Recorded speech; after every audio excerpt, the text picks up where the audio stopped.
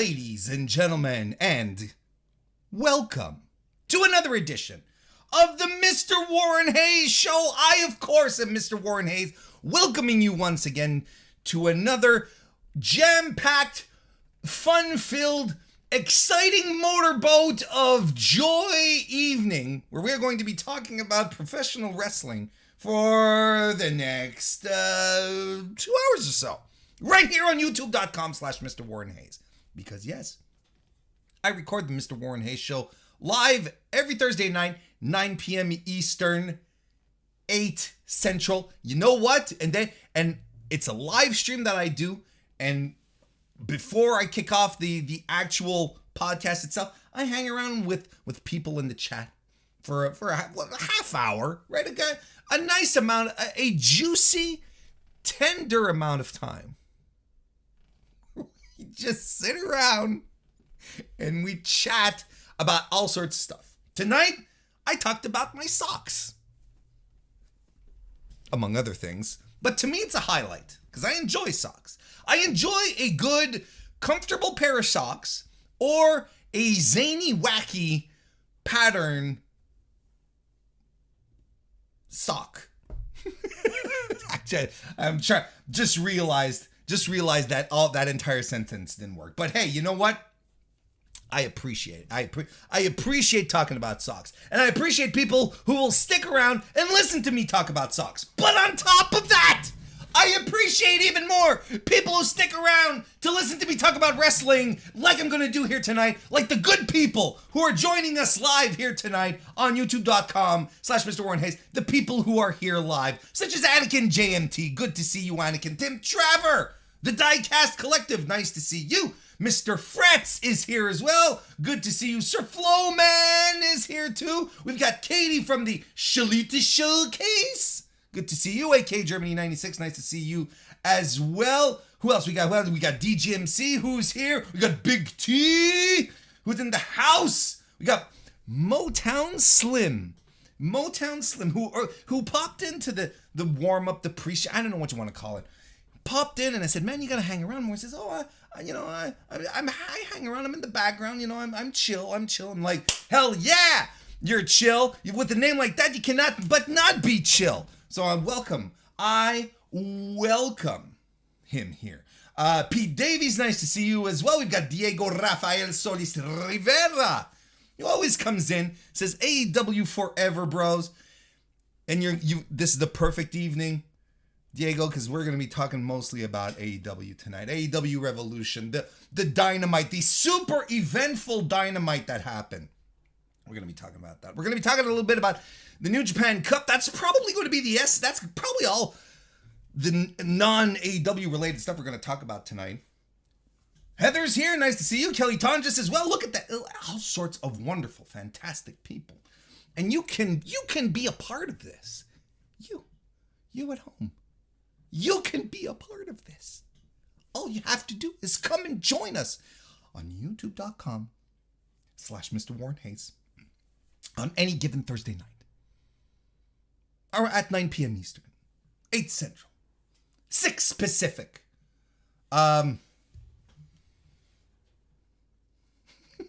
6 Pacific. 3 a.m. European Central Time. 11:05 a.m. on the Friday in Tokyo, Japan. If you can, those are all the great times that you can come join us right here. And I appreciate everyone coming out. I appreciate everyone watching live. If you're watching live right now, consider giving the video a like, a thumbs up. That stuff is always great. And if you're listening to this on your favorite podcast application or on demand right here on YouTube, you know what? Thank you so much. And here's the cool thing. Here's something. I don't talk about it enough, but my audio numbers via podcasts going up. They're going up. Got a nice spike recently. I think there's a lot of great wrestling content that's been coming out. Lots of great news that's been coming out. So that's been going up. Thank you. And if you want to continue helping me go on that upward trend, leave a review, a 5-star rating, whether you're on Apple Podcasts or Spotify. Of course, on Spotify, you have that delicious possibility of listening to me or also watching me, because the video is available on podcast on Spotify.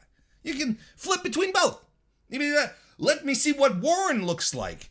Oh shit! And then you can turn it off forever if you want.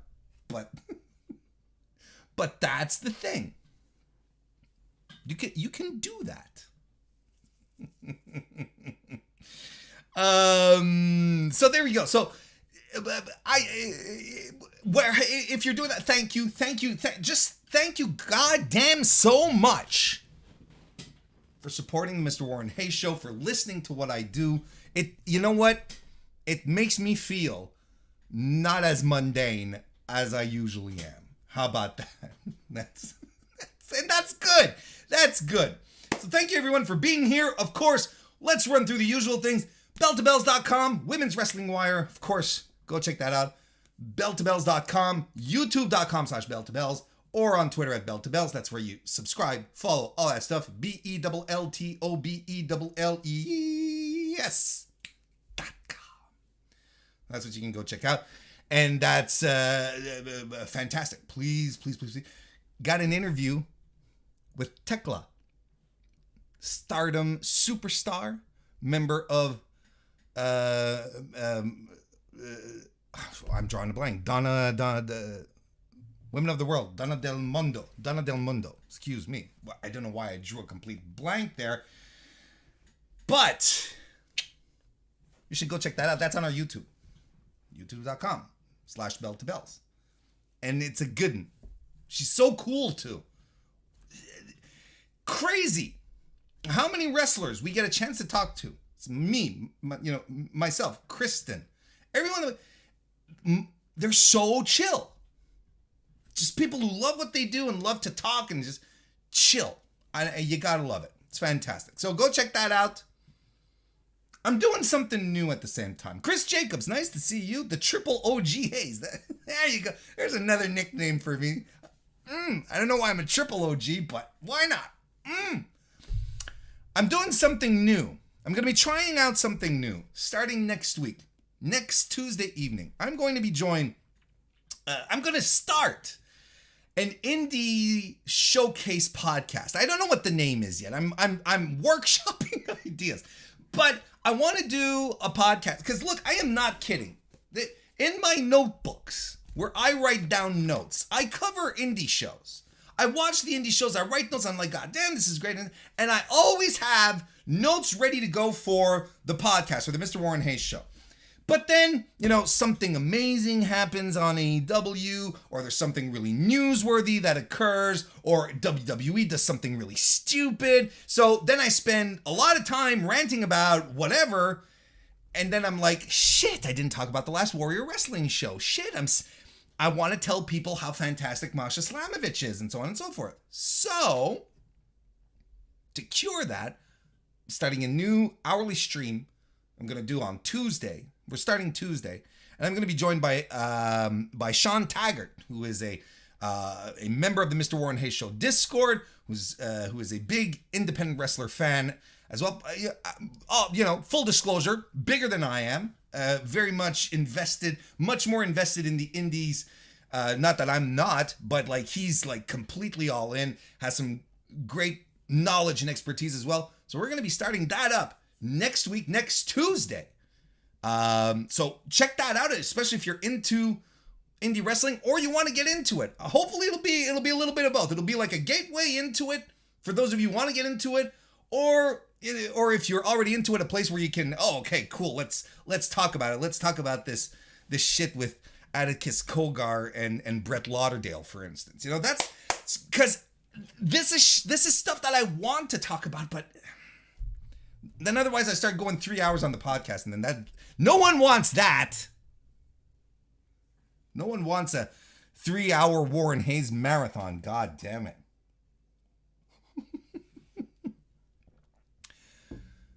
So that's it. So starting next week, it should be a blast. I mentioned the Discord. Hell yeah, Discord.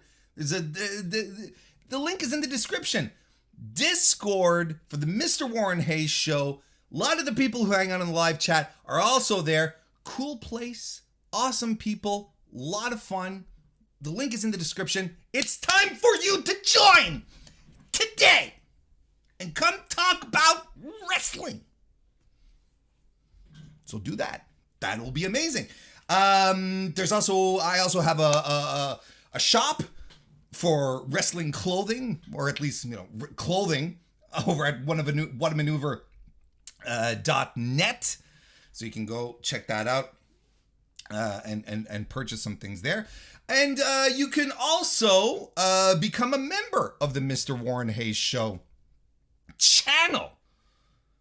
By becoming a member, you know what that makes? It gives you special emojis, emotes that you can use when you come to the live show. So if you already come a lot to the live shows, then you've already got that. You get, hey, I have emotes that I can use right here that no one else can use unless they're a member. That's pretty cool. But then on top of that, you get access to the members only stream, which is every Friday at 7 p.m. Eastern, 6 Central, where we gather around with the members and we talk about pro wrestling. We do all sorts of things. And tomorrow, I'm this close to pulling the trigger on it, but I want to make sure that everything is cool. But I'm this close to it. Tomorrow might actually be, and I think it will be, I'm going to make the members only stream open to everyone, so that you can get a taste of what we chit chat about, what we go on about. So tomorrow, it's open mic night, bitch.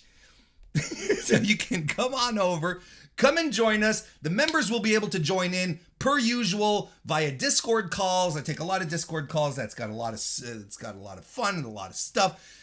So if you're not a member, it's a good time to come check it out. Just before SmackDown, we hang around for an hour or so. Come and join us. It'll be a lot of fun. And then become a member. It's a good time to become a member because it's the start of the month, right? So it's not the start of the month, Warren. It's the 10th. What the fuck are you talking about? Start of the month was last week. And it's also a good way to support the stream. And another way that you can support the stream is by dropping a super chat. And by doing so, I will read your question or comment live and on the air. But I want to give a big shout out to Anakin. Look at this guy. Anakin showing off his membership. 22 months as a member. That's almost a full 2 years. Thank you so much, Anakin. And he comes bringing great news. This is another perk that you get when you're a member.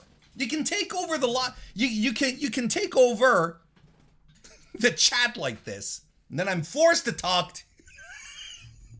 to Anakin now. No, but seriously, Anakin says, I got Detroit Dynamite tickets. Stoked to see the Hardys. Congratulate. An AEW show is a fun show. I can attest to that. Having been to 2. They're good times. And I know you're a big Hardys fan. And we're going to talk about the Hardys being in AEW, aren't we? But before we do, I have to stick to my New Year's resolution. Ladies and gentlemen, here is another something nice that I have to say about Bill Goldberg. MrWarrenHayes has 52 nice things to say about Goldberg. Well, at least he's never confused the casuals because he changed his entrance theme. MrWarrenHayes has 52 nice things to say about Goldberg.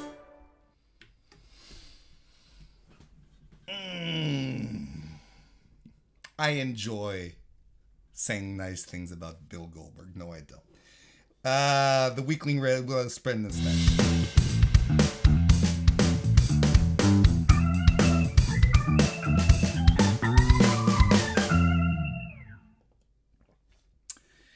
Okie dokie artichoke. Let's go over to the New Japan Cup brackets. There we go. Let's pull that up. So we are officially entering round 2 of action, but going to go over a little bit the bracket situation right now, especially to show off how cool I am because I have been pinpoint perfect in my prediction so far. Boys and girls and everyone in between, I am batting 1,000 as far as the New Japan Cup goes. Now, has the first round of the New Japan Cup very easy to predict? Yes, it was. Was the second one? Is the second one? It was second round? Yes, I feel it is. Once we start getting into the third and fourth round, this is where it starts getting a little dicier because there was a lot of predictions that were very, very simple just on the way stuff was booked. Like, just today, right? Today, Yoshihashi, right, had a match with Kosei Fujita. Well, Fujita he's a young lion. Well, there's no way Yoshihashi is losing to a young lion because young lions lose. So I'm like, those kind of things are kind of easy to predict. I'm not trying to bring myself down here, but but yeah. There's been some really good stuff over the past couple of nights. If we go back to night 2, like I think the prevailing story right now when it comes to the New Japan Cup right now is the Descent in Bullet Club, which originated with Jay White turning on the Guerrillas of Destiny at was it Sacrifice at Impact Sacrifice, right? It's all stemming from there. Where now Bullet Club is like they're kind of being forced to pick sides, and there's a lot of that going on. So there's a lot of odd behavior happening in the ring during certain matches where you're sort of like, okay, what's going on here? Well, okay, it's like Gato is trying to get people to too sweet each other without doing the bottom swing, which is going up top. And it's like, okay, what does that mean? Does that mean that he's still on Jay's side because he says Jay asked for this? And okay, so that's like a prevailing theme that's going on right now, which I think as we get closer and closer to the end of the New Japan Cup, I think there's going to be a clearer picture anyway of what's going to happen. We had some pretty we had some pretty good matches. Look, night 2 of the New Japan Cup was well, I think it's kind of something that you can skip over. It's a night of pro wrestling that happened. It was headlined by Will Ospreay versus Bushi, which was fine. Which was fine. It was a pretty interesting, albeit funny finish to the match where there was just like ref bump after ref bump. There were refs coming in to replace other refs, and they were always getting tossed into moves and so on. So it's like there was a constant flow of refs in this match, but it was all right. It was it was a night of pro wrestling that happened. It was supposed to be headlined by Great-O-Khan versus Kota Ibushi. Kota Ibushi, of course, is injured, is not competing. So Great-O-Khan was in a tag team match earlier in the night. So I think we kind of missed out on that. That was probably going to be the main event and probably a pretty good match on top of it. So we kind of missed out on that, which kind of sucks. But what are you gonna do, right? So that was okay. Night 3, however, of the New Japan Cup, that was a lot of fun. And if there's any, and you know what, it turns out I popped in on New Japan World to take a look at it to see how things were going. It's free. The entire night 3 of the New Japan Cup is available, and it's currently headlined by Shingo Takagi versus Tomohiro Ishii, which was a fantastic match. One that's just like completely up my alley. Just two huge guys just ramming into each other, just striking each other, elbows, strikes, just incredible exchanges over and over again. chops to the throat. They're the Germans on top of Germans. Ishii hits a superplex on Shingo, and then Shingo hits a superplex of their own, and they're at this point they've just been going after each other. So they're like, hey, you know what? Now that we've superplexed each other, why don't we go ahead and start hitting each other as hard as we can? Which is something they did. Shingo gets a Noshigame, a pumping bomber. Ishii lies him out with a huge headbutt. Some more Germans, and Ishii Germans. Shingo Takagi, who gets immediately back up, lariats. Ishii lariats Shingo down again, covers him. And Shingo kicks out before one, and I'm out of my seat at this point. I'm losing my mind. I'm like, holy shit, this is great. There's a sliding lariat by Ishii, a brainbuster by Shingo, who covers Ishii, who kicks out before one as well. And then we get a series of one-count kickouts by the boys. Shingo hits a Made in Japan. Ishii kicks out. Snapdragon, some more strikes. Finally hits Last of the Dragon. Shingo wins. What a hell of a match. And it's for free on New Japan World. Like, there's no reason for you to not go watch it. And there were other really fun matches on the card as well. We had Sho versus Hiromu Takahashi, which was a blast as well. Taguchi versus Evil, which was a lot of fun and a really good fast pace. You know, if we kept getting Evil working on this level, or the level that he was working with when he wrestled Ishii about a month or so ago, if we kept getting that level, if we kept getting that level of work from Evil, no one would ever complain. His match with Taguchi was a lot of fun, and we got Chase Owens versus Jado to kick things off, but you know, as you might expect, you know, it's a match with Jado, so there's only so much that can happen. But night 3 of the New Japan Cup, I recommend it heartily. It was a lot of fun. Night 4 had 3 matches because Tenzan is injured, which gives Taichi, who was supposed to wrestle Tenzan on night 4, gives Taichi a bye, so he moves forward. Hiroki Goto defeated Dick Togo, and that's, you know, whatever. Dick Togo sure can wrestle quite well for his age, but you know, nothing to write home about. Shima versus Kanemaru was, here's the thing. Yoshinobu Kanemaru wrestled a perfect wrestling match. He really did against Shima. Wrestled an absolutely perfect match, going for the body parts, keeping him grounded, making sure he couldn't get any offense in. Just a brilliant match. Didn't make it through. Shima's there to win it, and Shima's a bigger star, so on and so forth. I understand. And Shima got the big babyface comeback. But I swear to God, a perfect wrestling match by Yoshinobu Kanemaru on that one. Just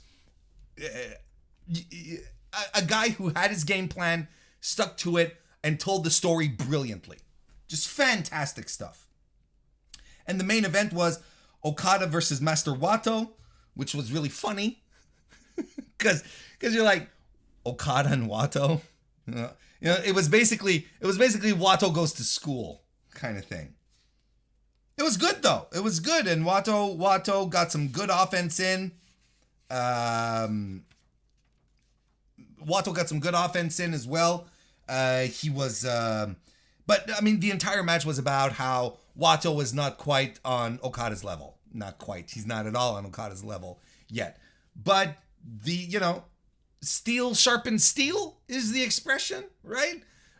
This is the kind of thing that they, New Japan being very, very,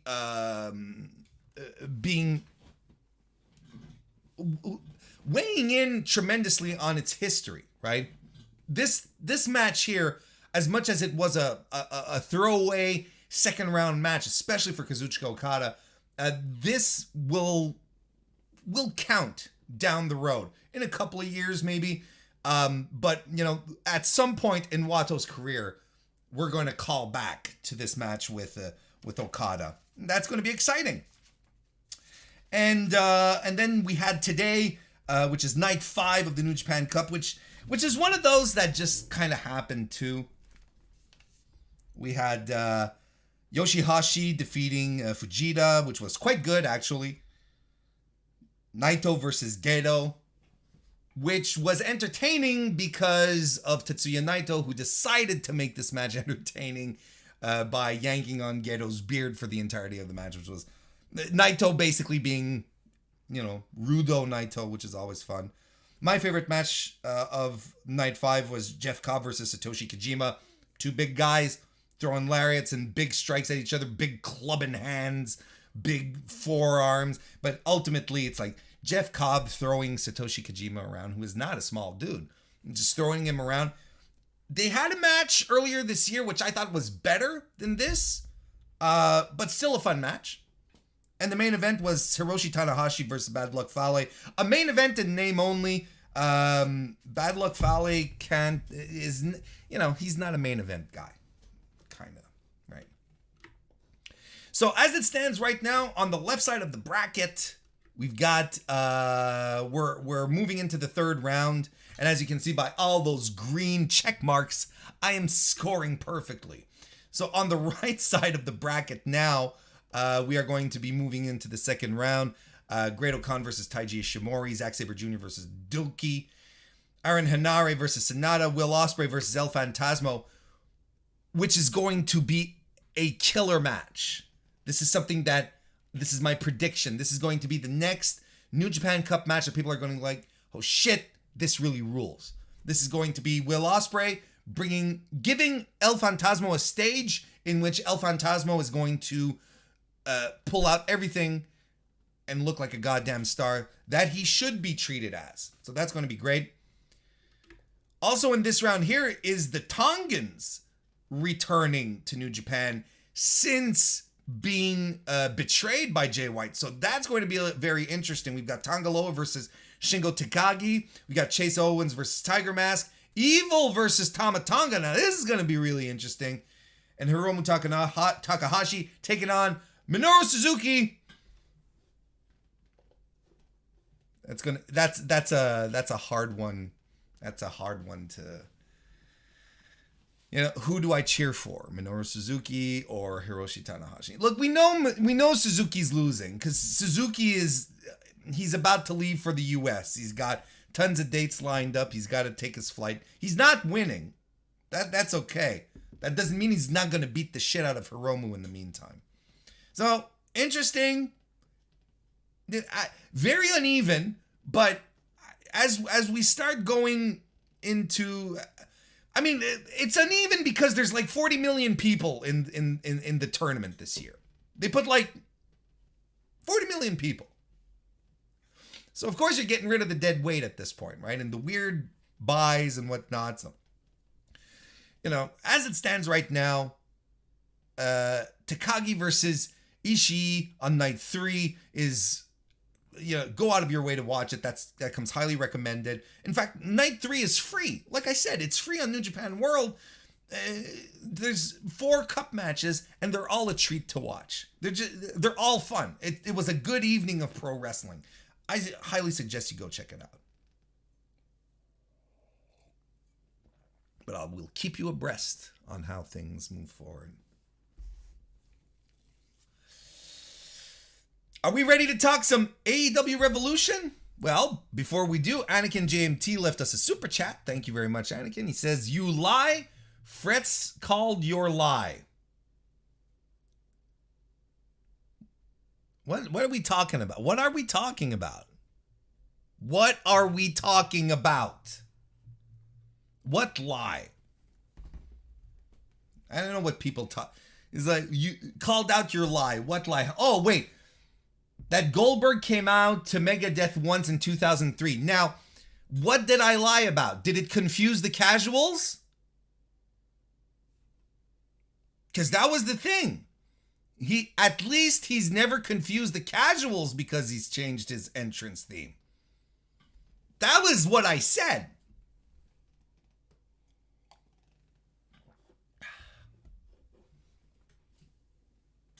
May have changed his music, but did he confuse the casuals?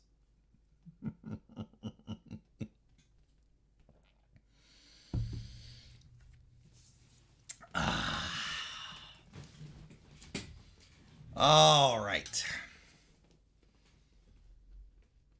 Are we going to start? So, AEW Revolution happened this weekend.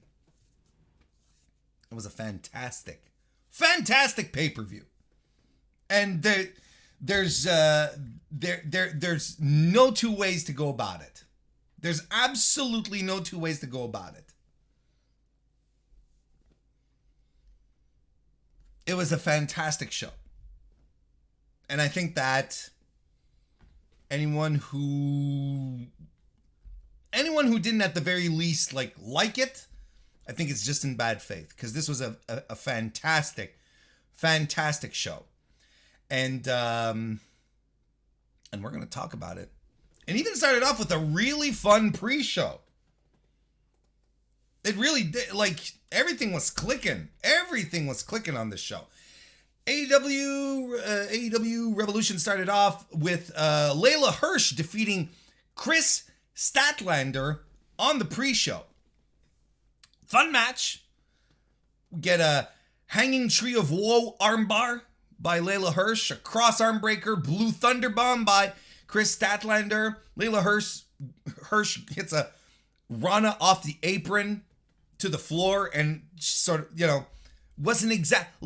Let me put it this way. It wasn't the smoothest of landings, but sometimes, I'm not saying like this all the time, but sometimes you get a moment in pro wrestling, there's a move that happens to be a little rough, and it just adds to the drama, and you're like, holy shit, I felt like I really feel like the fact that it was a little on the rough side added to it. It was like, okay, this looks gritty. I liked it. Hopefully, but thankfully no one was really hurt, but you know what I mean. Back in the ring, Layla starts going all suplex city, wins with the moonsault. Little push for a fresh face in the women's division. I'm good with that. And you start with a big win over a big established star like Chris Statlander. I think it's a fantastic way to start off a push for Layla Hirsch.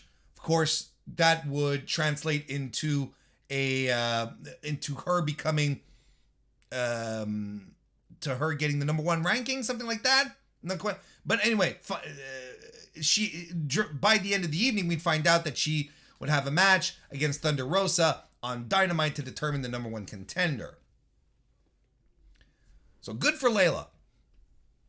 I like Layla Hirsch. JK Schwal left a super chat. Thank you very much, JK. He says, better show, Revolution or All Out? Oh, that's the point of contention.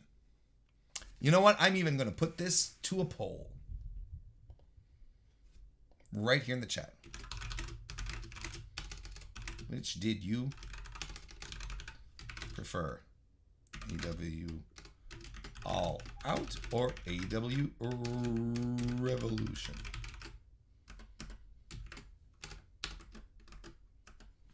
Wait, I should put some dates, right? AEW All Out 2021 or Revolution 2022.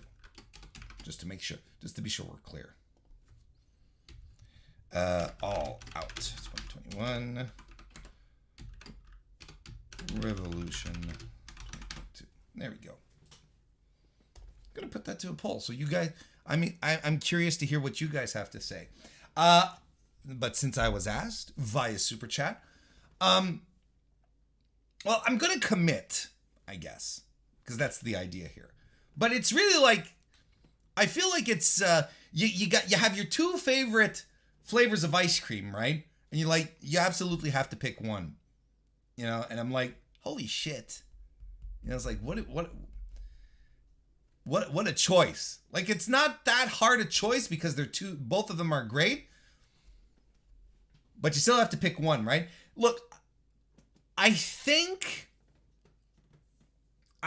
that All Out slightly edges over because of everything that was on that card. The CM Punk's return to the ring, Adam Cole,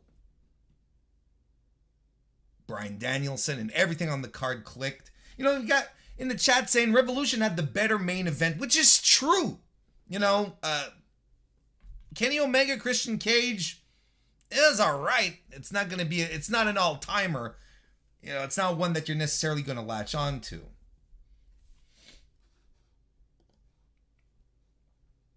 So go ahead and vote, chat. Go right ahead and vote, because right now we're neck and neck, 50-50. We'll let that run for a while. We'll see how things go. But I mean, that's it. Like, by saying that I preferred maybe All Out, I'm like, this is not any shade on Revolution, which I thought was a wonderful, just an absolutely wonderful pay-per-view, right? You know what? I'd probably have to rewatch it. I'd probably have to, now that I've digested Revolution, but just go back to All Out. Let me think about it again. Put that back fresh in my mind. Let's go back to the pre-show of Revolution. But thank you for the super chat, J.K. Swall. Appreciate it. Hook defeated QT Marshall. This was exactly what it needed to be, right? QT using his wily ways to get on top of things, but Hook just being too much Hook for him. Throws, sleeper suplex, Taz mission, the red rum. And QT plays his role perfectly. They can, it's like, QT's a geek. He's booked like a geek. He plays the role. He acts like it. He is a geek, and he knows exactly what he's doing, right? So I can dig it. And they continue to push Hook like a big deal, like a superstar. And he looks the part, and he acts the part, and they have him wrestle in situations where he can come across as an absolute superstar. And isn't that how you build a star like that? And I had people going crazy saying, that should have been a squash. But I'm like, why? Why should it have been a squash? And why do we have this concept that dominance in wrestling equates to squash matches? Right? It's like a couple of years ago when we were talking, when Asuka came up to main roster after her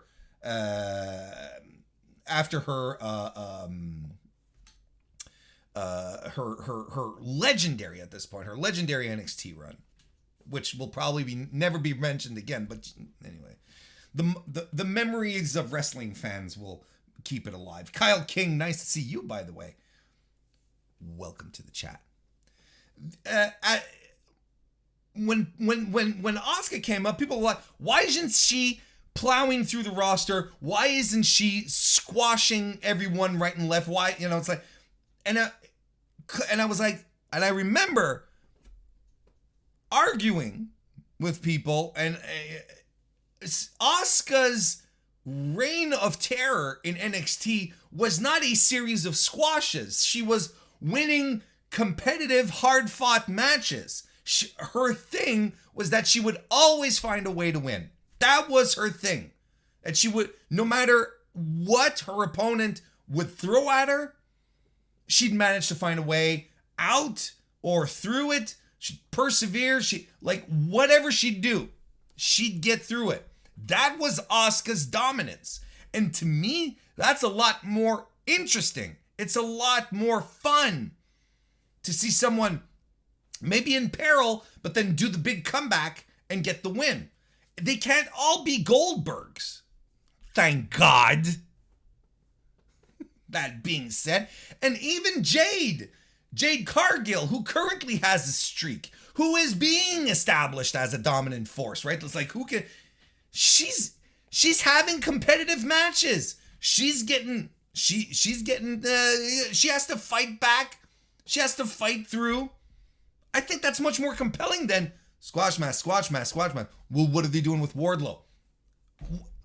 They put Wardlow in the same ring as jabronis. What happens? He squashes the jabronis. Why? Because he's above the jabronis. Much, much, much above. We've talked about it in the past. In AEW, there are lanes. There are clear lanes, and you can feel when wrestlers are going up or moving lanes, going up into the upper mid card, into the top tier, so on and so forth.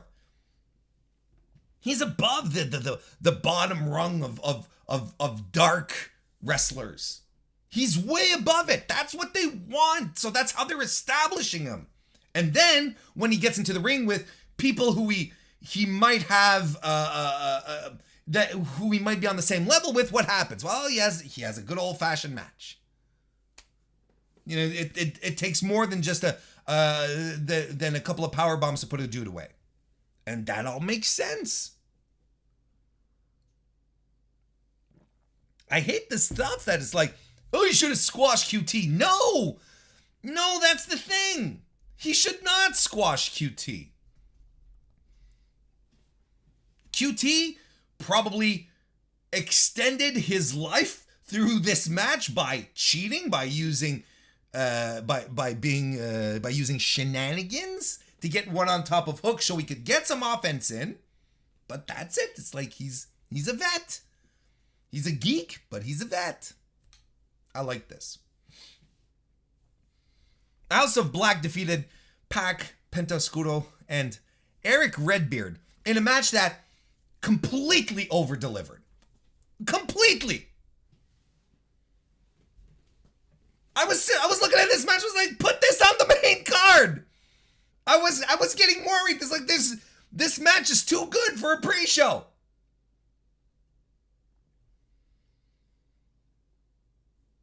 Eric Redbeard.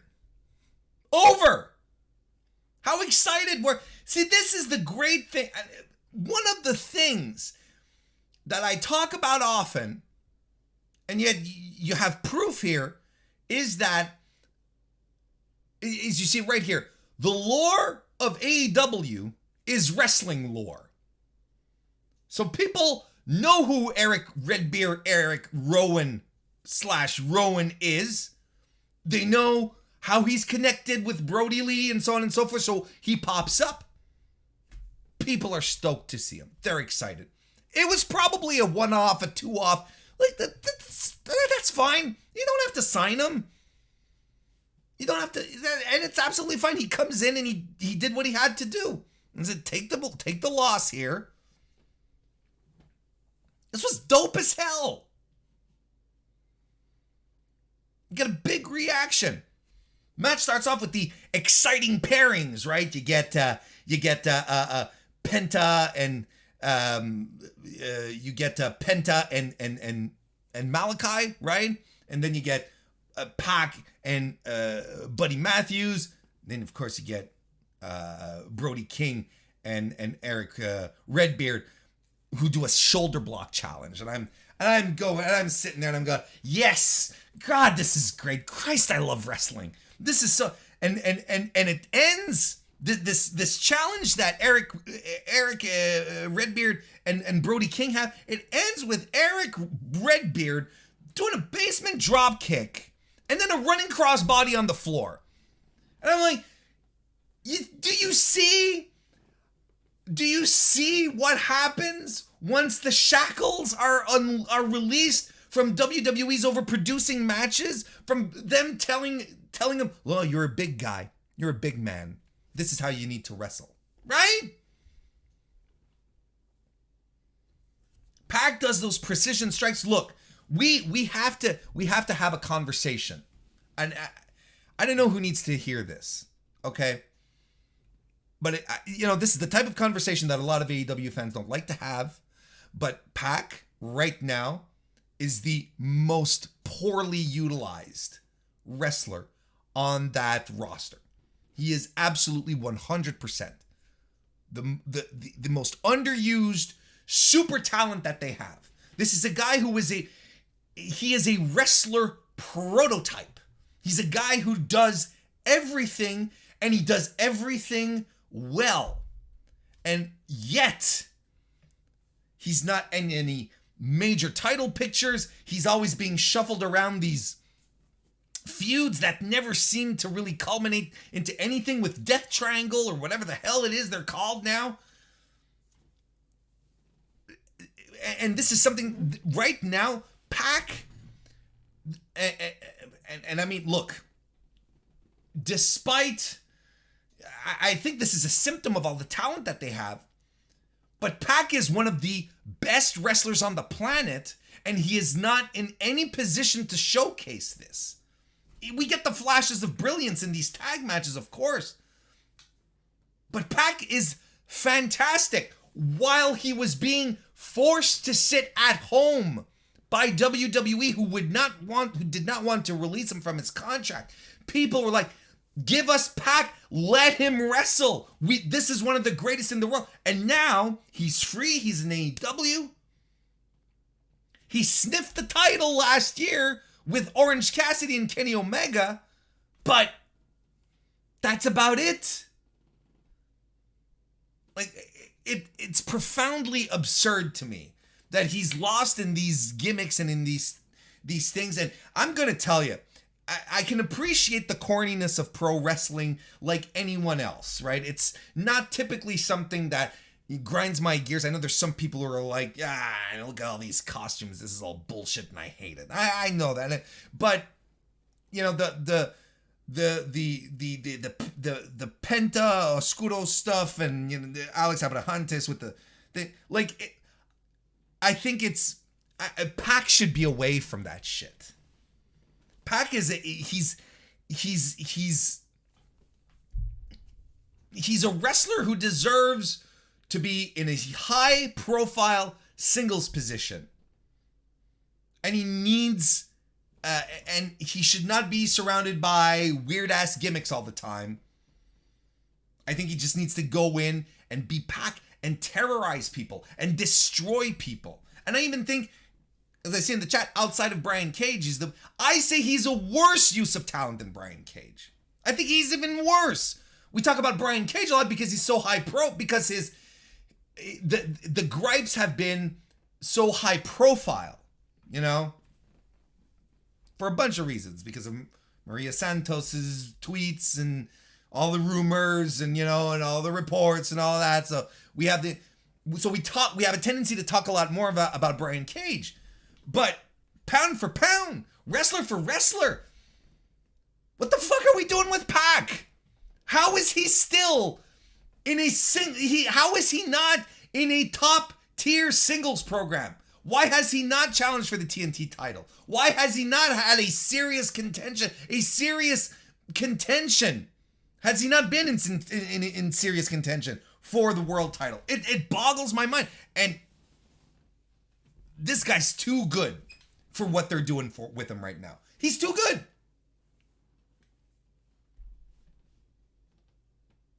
Too good. But I mean, I'm bitching right now, but this match is great. Like, ultimately, like I said, this match over delivers. Penta has this great roll through on Black into a destroyer on Buddy Matthews, which was nuts. Suplex cutter by Eric Redbeard, a poison run by Pac, a huge Death Valley driver by Brody King on Redbeard. And it's Eric Redbeard who gets misted in the face by Malachi Black, and he eats a kick and a pile driver, and he's done. This match completely over-delivered on the pre-show. Just completely over-delivered. Fantastic stuff. I was stoked. I was looking at, honestly, I was looking at this and I was like, if I hadn't bought the pay-per-view and I was still on the fence, I'd be like, okay, I'm all in. I get the joke. No, but seriously, this pre-show sold me a ticket. I already had my ticket. Got a second one.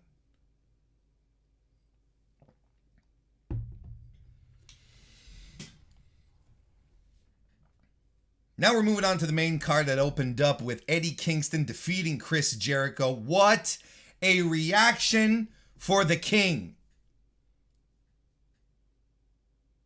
Huge. Sometimes I wonder, when they brought Eddie in to do the TNT challenge match, the TNT challenge match with Cody, I wonder if they knew what kind of magic they had on their hands and how wonderfully it would translate and how big he would become.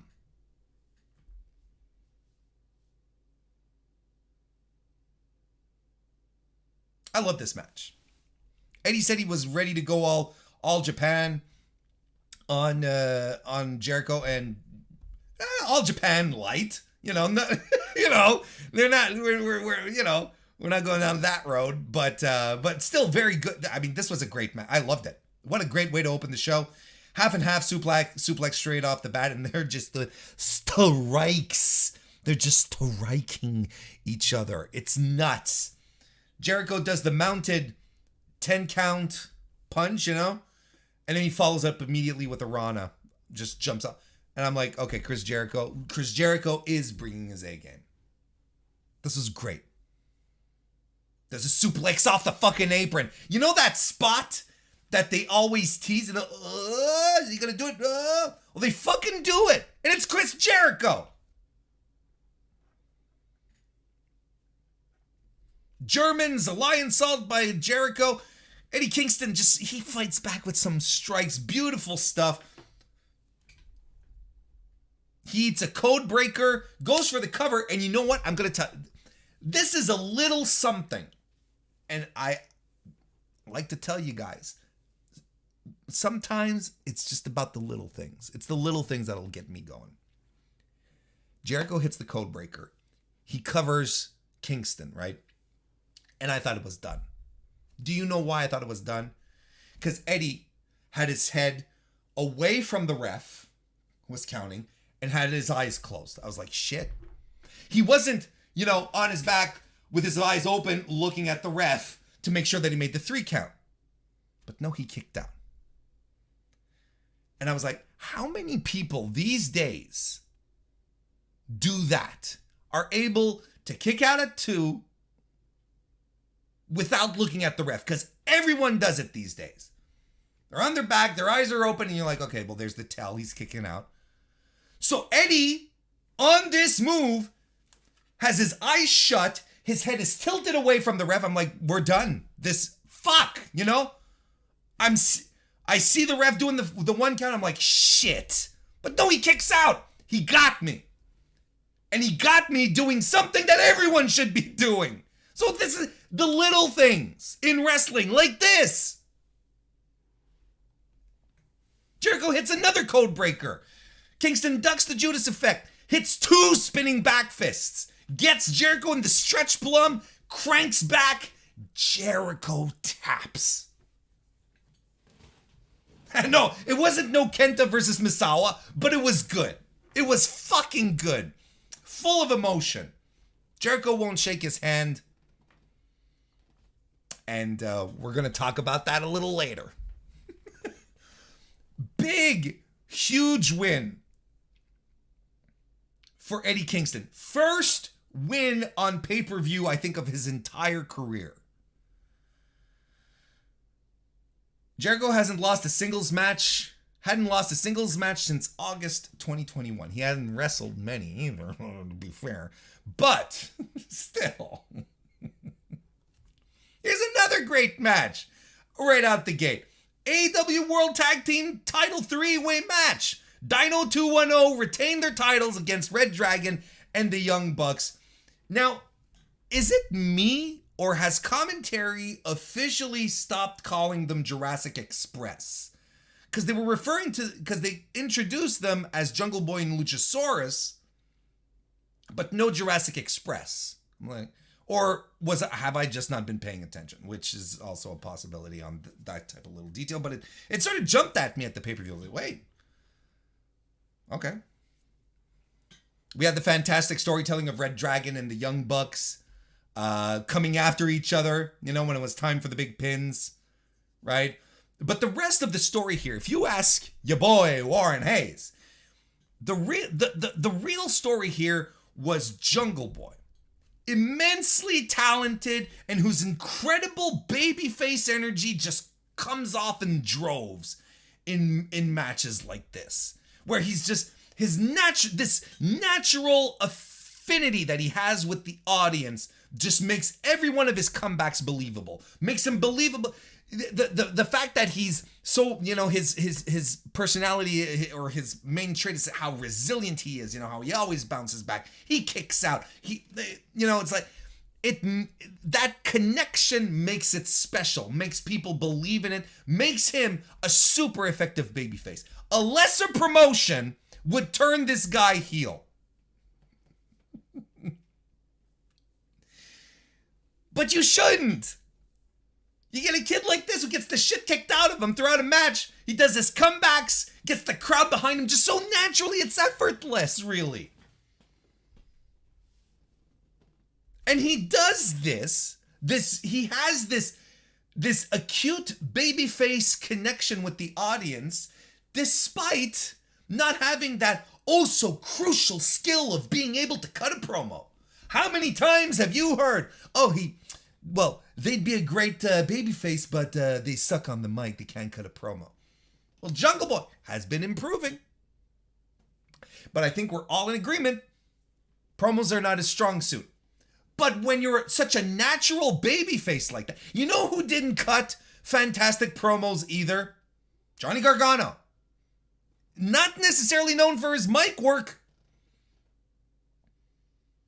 Which is why I don't... It's a brainworm level of unappreciation for babyface work when it's like, oh, they'd be a better babyface if they could talk. No. Because a proper babyface, a good babyface, will be able to make you get behind them in the ring regardless of what they said before going to the ring. That's where it all happens. Luchasaurus on top of that, he brought his A game. The typical criticism that you hear from Luchasaurus is that he's slow, he's sloppy, he's not precise. I think there is one kick, I think, in this match that just completely whiffed. Then the other guy sold it. I can't quite remember, but the other guy sold it as well. So I'm like, well, you're both responsible at this point. Because it's one thing to whiff a move. Okay? It's one thing to whiff a move, and that happens to every wrestler. But if the other wrestler sells it, now that's a problem.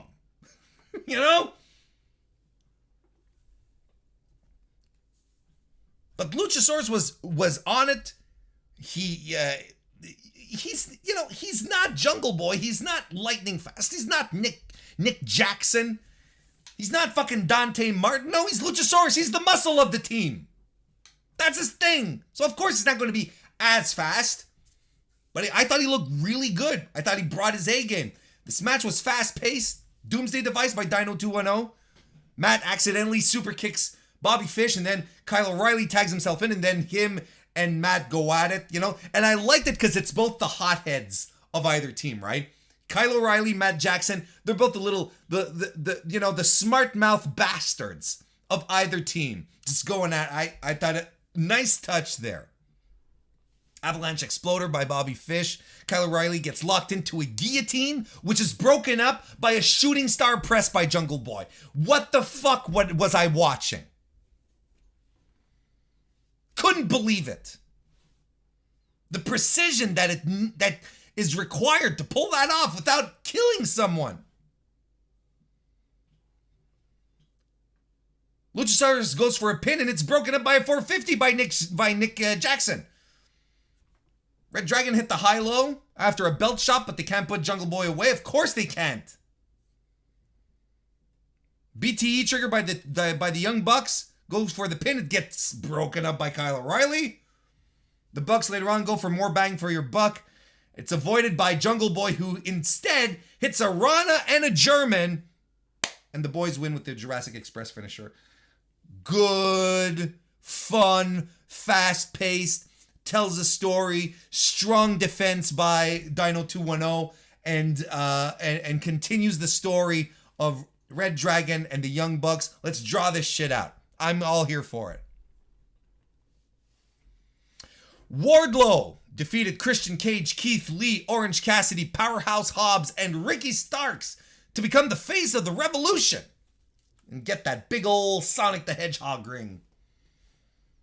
It's a fun little match. You know, it's a ladder match and it's all about moments.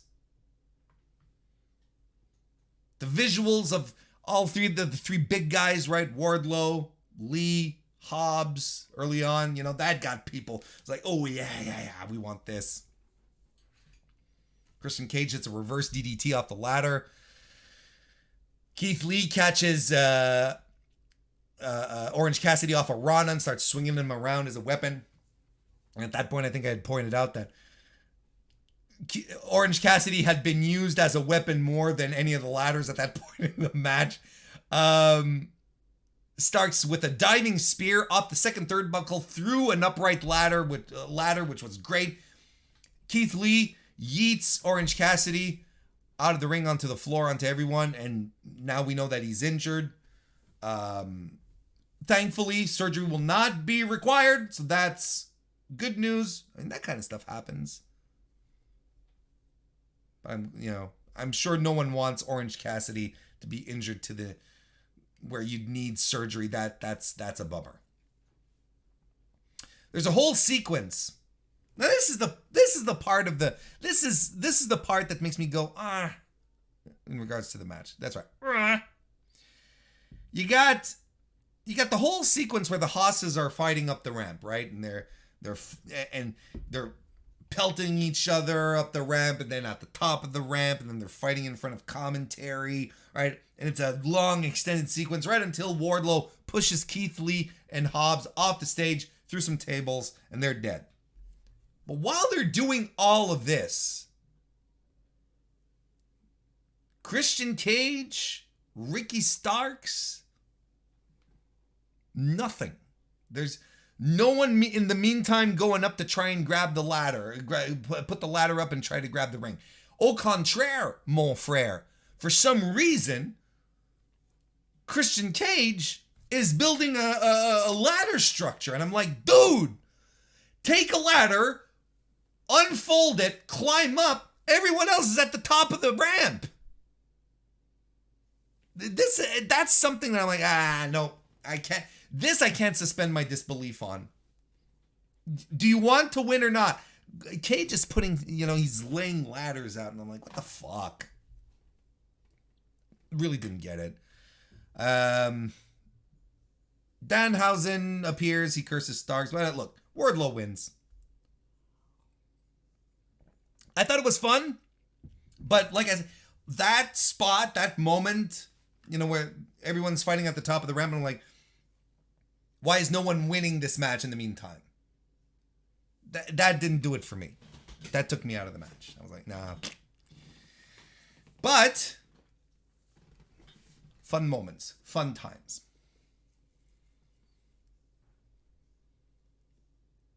Shane Strickland is officially signed to All Elite Wrestling. Comes out and he signs his contract there with Tony Schiavone, and it was funny because Schiavone had the clipboard with the contract on it, and he has his microphone and he goes, "Ladies and gentlemen," and he goes like this, and he sort of swings his arm back, and you see on the contract it's written "Swerve." You're like, oh, like he spoiled it a few seconds beforehand. Look, Swerve comes out. He's in his suit. He's got the swagger. He's got this cool factor. The man is a fucking superstar. He looks like $1 million.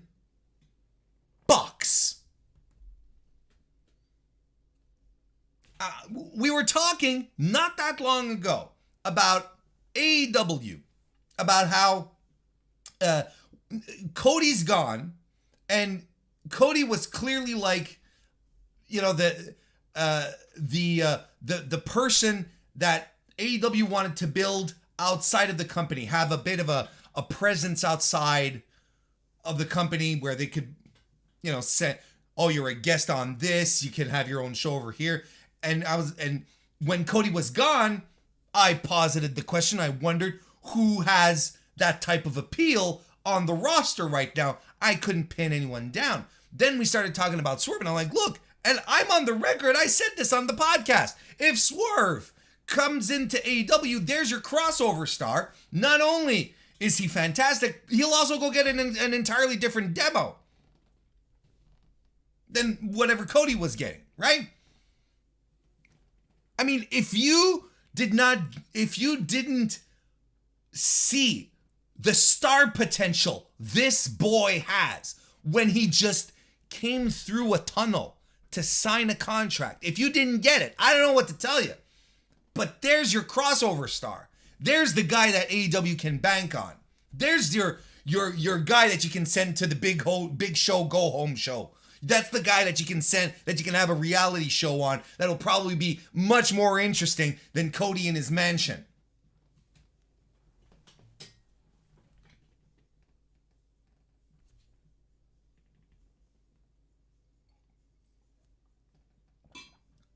It's good stuff.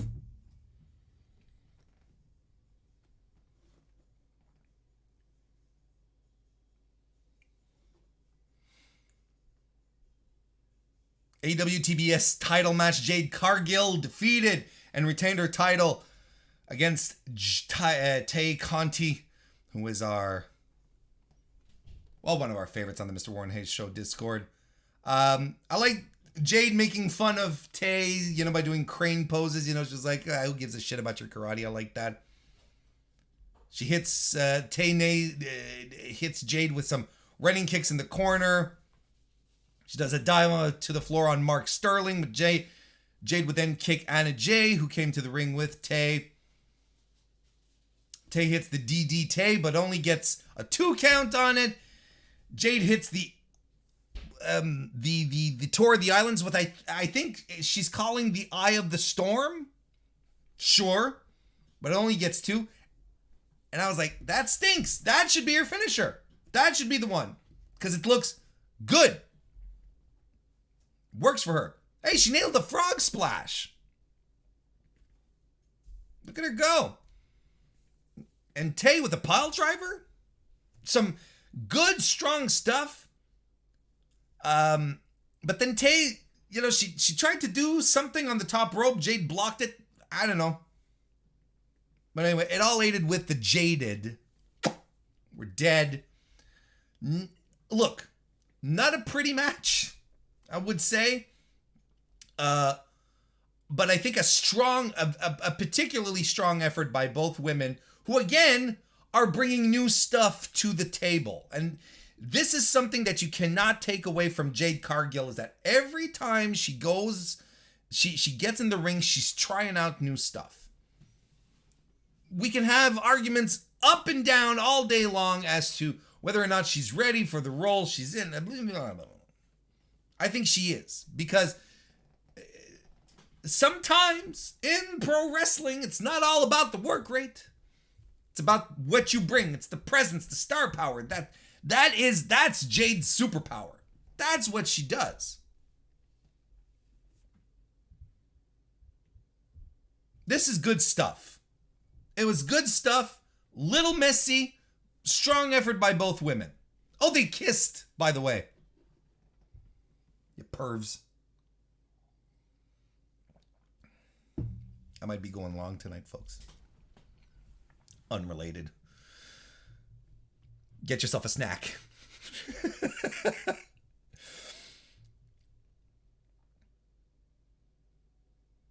CM Punk defeated MJF in a dog collar match, and this was absolutely fantastic. I don't know what to tell you. Just a fantastic match from top to bottom. CM Punk comes out. Well,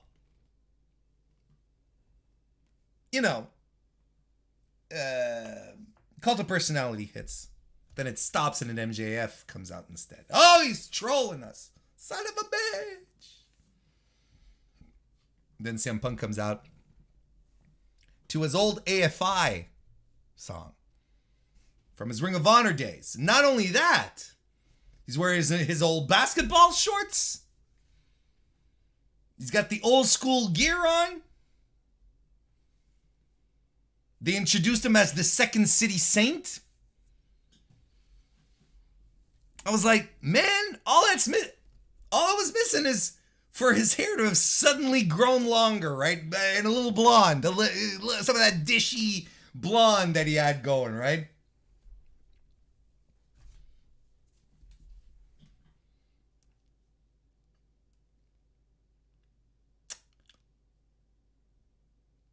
So,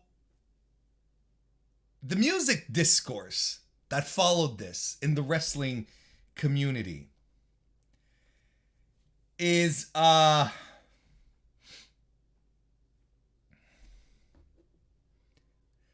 of the worst shit. Here's the thing. Look, here's the thing. I can completely get it that someone is like, I don't know what's going on here. Why are people freaking out? Because it's not his usual song. What's going on? I can get it. Because a lot of people, if we're being honest with each other, are much more familiar with CM Punk because of his WWE run as opposed to his Ring of Honor stuff. Now, the fact that we have spoken that there were arguments for 2 solid days from Sunday to Tuesday regarding his music is absurd. And this is the kind of weird latching on that the wrestling community does. It sort of latches onto it, and people are arguing about the music. Why? I can't believe so-and-so. I can't believe Raj Giri of Wrestling Inc. didn't know what he was talking about. I can't believe this fan didn't know what he was talking. And it's like, instead of us sitting around and talking about the fact that we saw a fucking legendary match, we're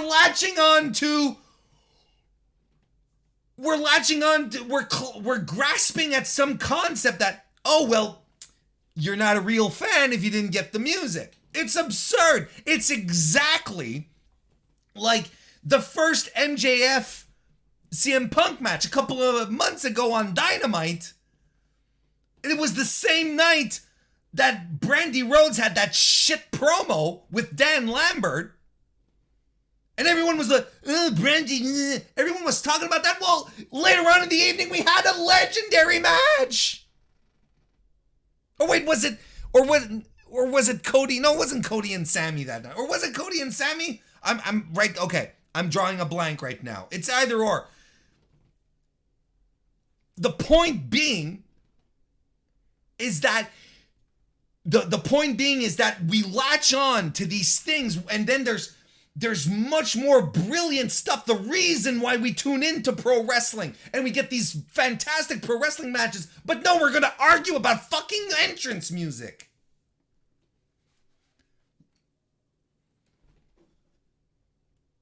Was it that big a deal? No. Is it weird?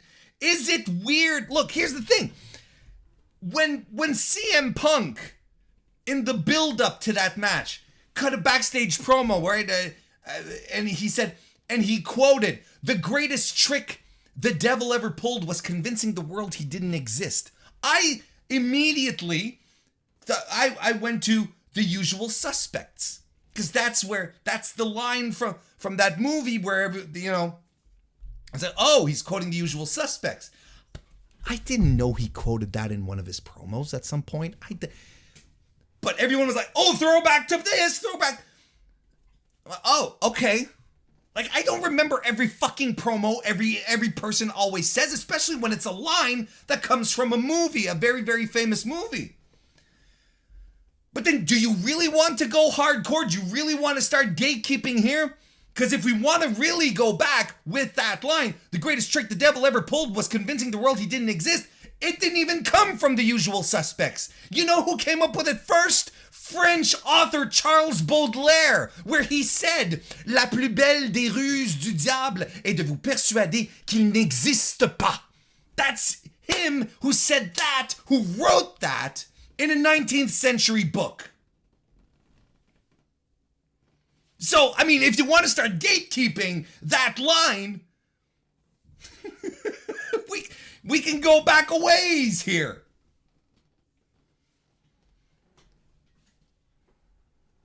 I will never fault AEW for rewarding me for being a professional wrestling fan. Never. And there is no way in hell that this entrance ruined anything for you. It didn't ruin the match. It could not have ruined the match. There was no way in hell. But if you were a wrestling fan, if you were familiar with Punk's Ring of Honor and his history in wrestling, and you looked at that and you were like, fuck, look at that. That's enough. And it's an Easter egg. That's all it is. This is, as I said, AEW rewarding you for being a pro wrestling fan, because the lore of AEW is the lore of wrestling. It's just that simple. And you didn't get it? It's no big deal. You're not a worse person because you didn't get it. Nothing bad with it. Nothing wrong. I'm sure it didn't keep you from enjoying the rest of the evening. I miss out on 70% of the Easter eggs that are dropped in Marvel movies because I don't read every goddamn fucking Marvel comic that's come out over the past 25 years.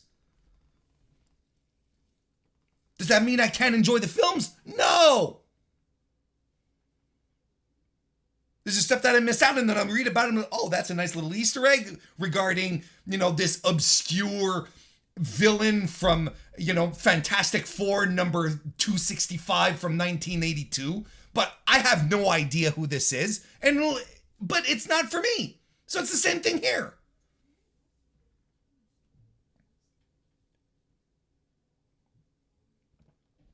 But I will appreciate when I can look at it, when I see things and I'm like, this is CM Punk pulling an homage on Bret Hart, whatever, then I'm like, I can dig this.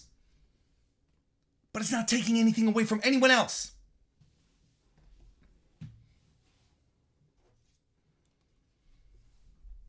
Now, did people out themselves throughout this whole process? Oh, hell yeah. Oh, absolutely yes. Because I do believe when it comes to, covering wrestling, but that all depends, right? But if you position yourself as someone who knows what they're talking about, there's certain things that, should come with the territory. So if some people are outing themselves saying, it's like, oh, well, I don't need to know about this stuff. Or you're like, okay, well, that's fine. So that's you as a consumer of pro wrestling and pro wrestling commentary, I guess, punditry, whatever you want to call it. It helps you make more informed choices. Who do I trust then, right? And I'm not trying to say that you should trust me more than anyone else. That's not the point. But it's in these circumstances where you're like, well, if this person feels that that anything that happened before 2010 is irrelevant to wrestling, well, and no one actually said that. I'm just using this as an example. If anyone says anything that happened before 2010 isn't important, well, I'm not going to follow this person anymore. I'm not going to read their articles. I'm not going to listen to their podcast or whatever. That's fine. It's in these circumstances that you as a listener, as a viewer, as a reader, as a consumer of wrestling news, wrestling commentary, this is the type of spot where you can absolutely look at the board and be like, oh, well, maybe I shouldn't follow this person anymore. Or maybe I should follow this person. Because I have no issues with, because look, the people that I really like, that I get along very, very well with, are absolute 100% fans of the Diva era of wrestling. And anything that happened kind of outside of it is, a bit alien to them, and they don't really care about it much. But the era of Divas is that's their thing, and that's fine. So they didn't know it was AFI that was playing, and that's all right. You won't turn to them if you want cutting analysis in pro wrestling in regards to the past 30 years or whatever. But if you want to hear talk about the Divas era and interviews with wrestlers from that era and so on and so forth, you'll know where to go. You see what I mean? Like, there's a niche for everything is what I'm trying to say. There's a place for everything. I like to think that I do my best, and if I'm not quite sure on something, I'm going to do some research, I'm going to learn. That's the only way. I'm not trying to say I'm perfect. Absolutely not. I get corrected on stuff all the time because there's so much information that you can only parse through within, So if I'm not sure, at the very least, I'm going to do some research.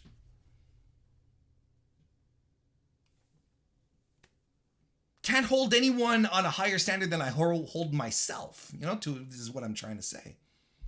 Everyone fucks up. Everyone messes up.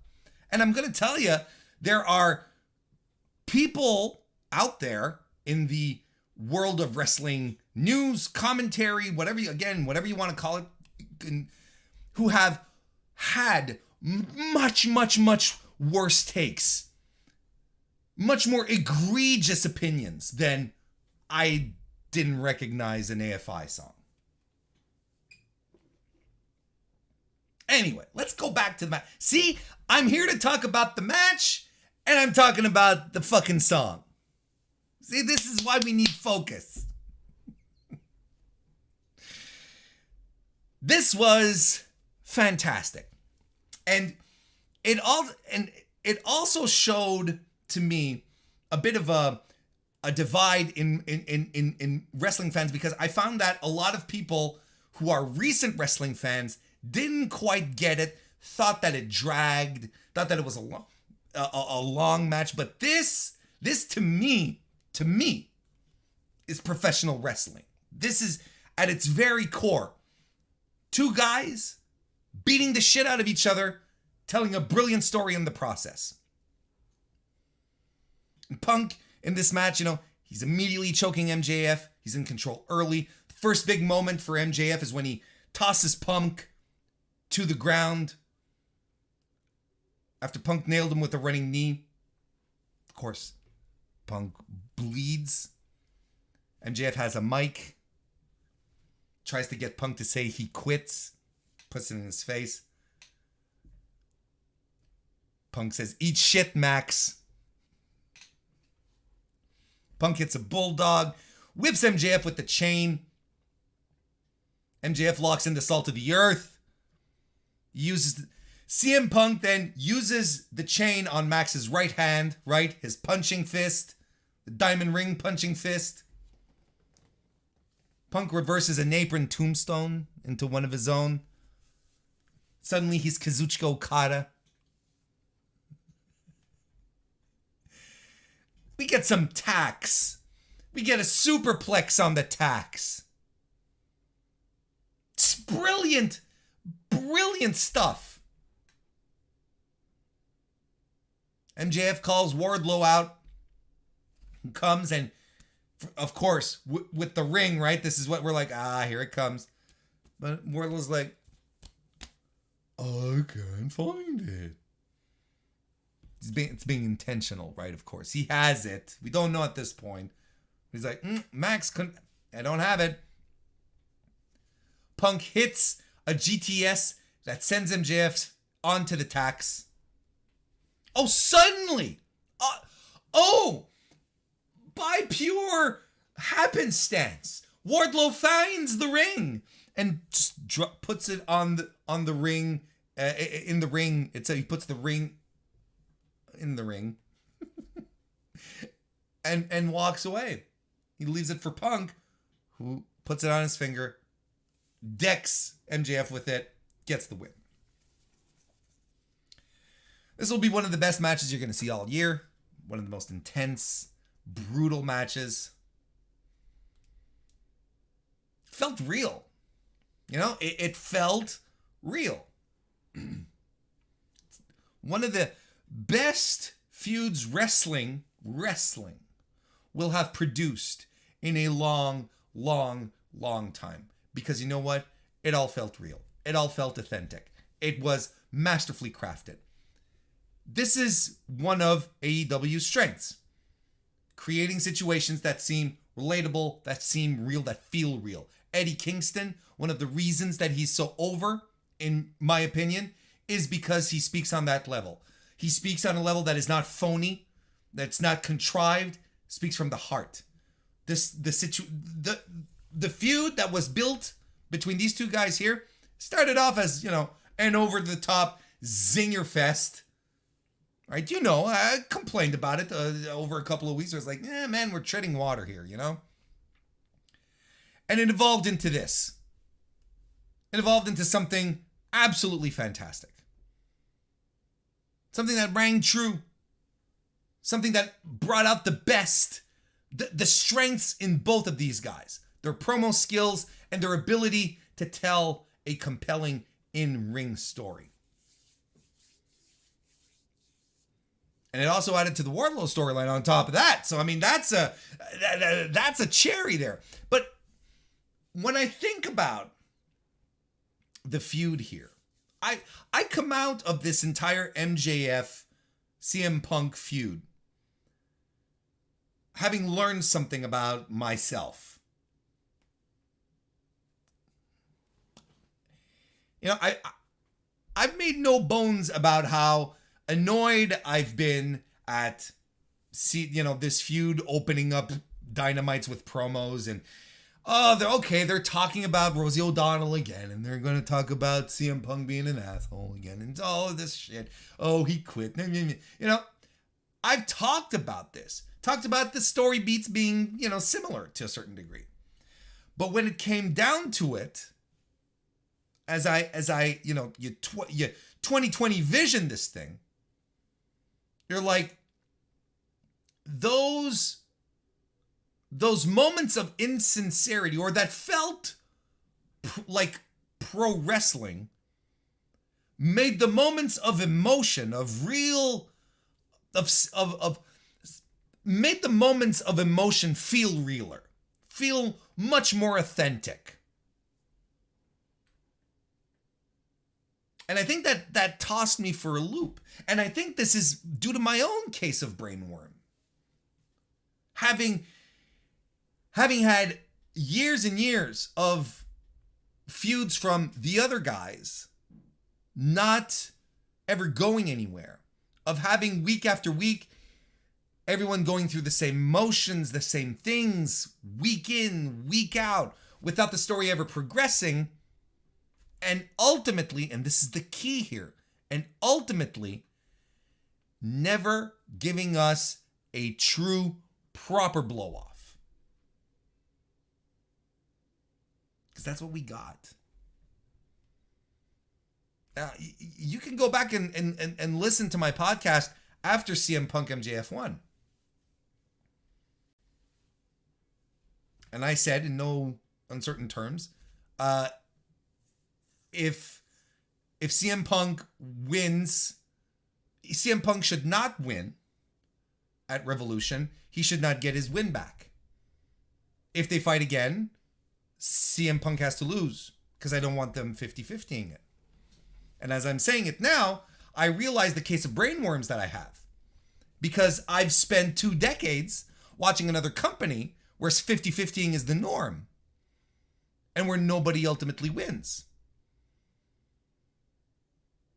But in this case here, I don't feel like it's a 50-50 circumstance when you get such a proper blow-off to this feud, where everything ends with a huge exclamation mark and there's a sense of completion.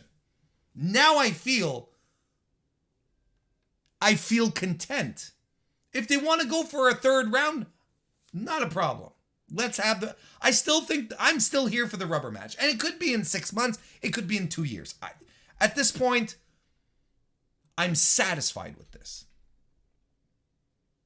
And this feeling of satisfaction in regards to a feud wrapping up is, especially a big one like this, is new.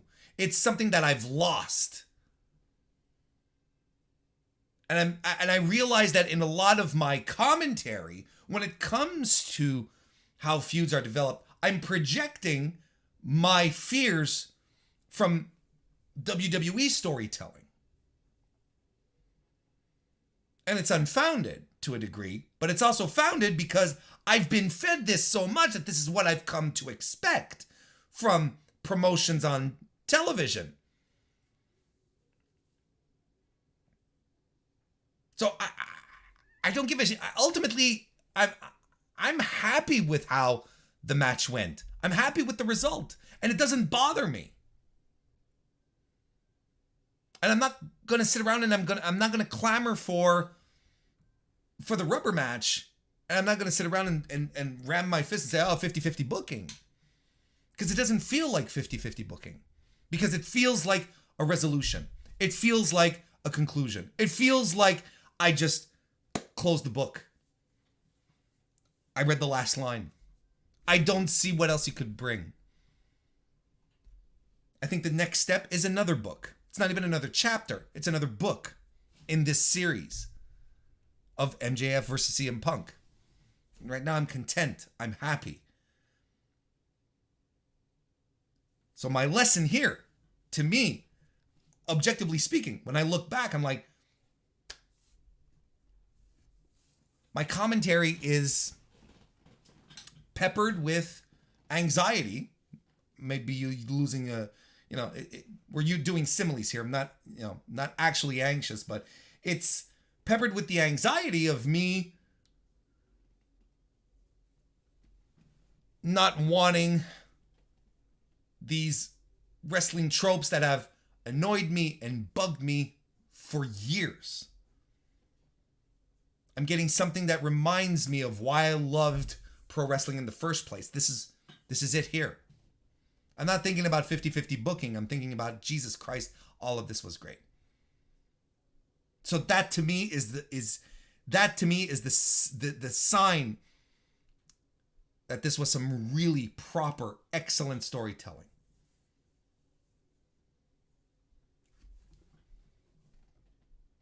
Let's move on to the next match that had the unenviable position to try and follow up after this.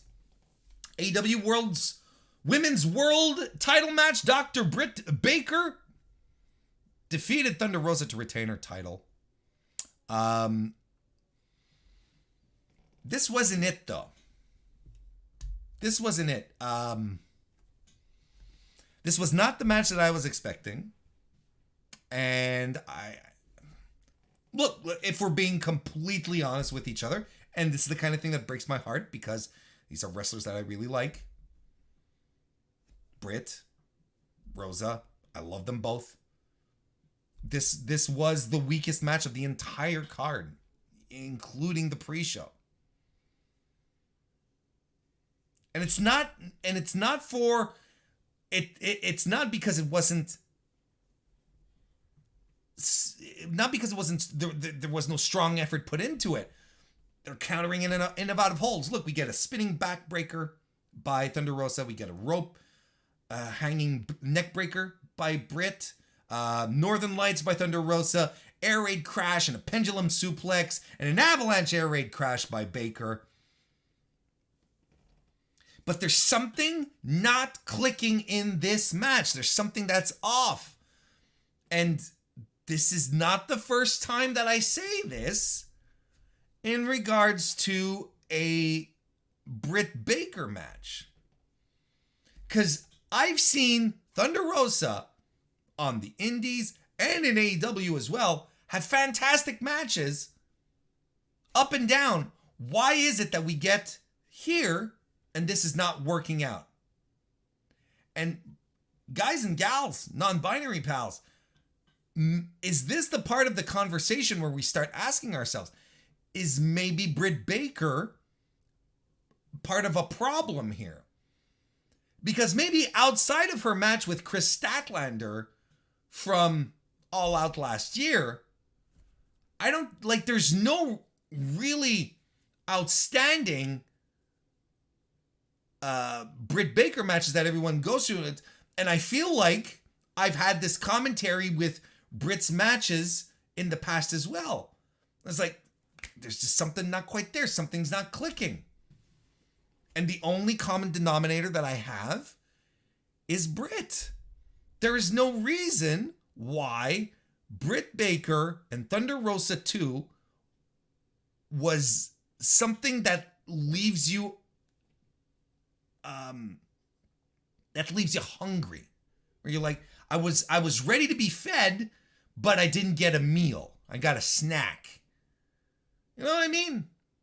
And again, I feel like they worked hard, but something wasn't there. And it was sloppy at times. And I was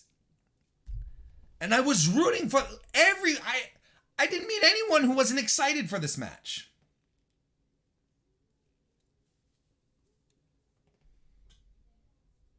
There's rumors going around that Rosa is working injured. Could be.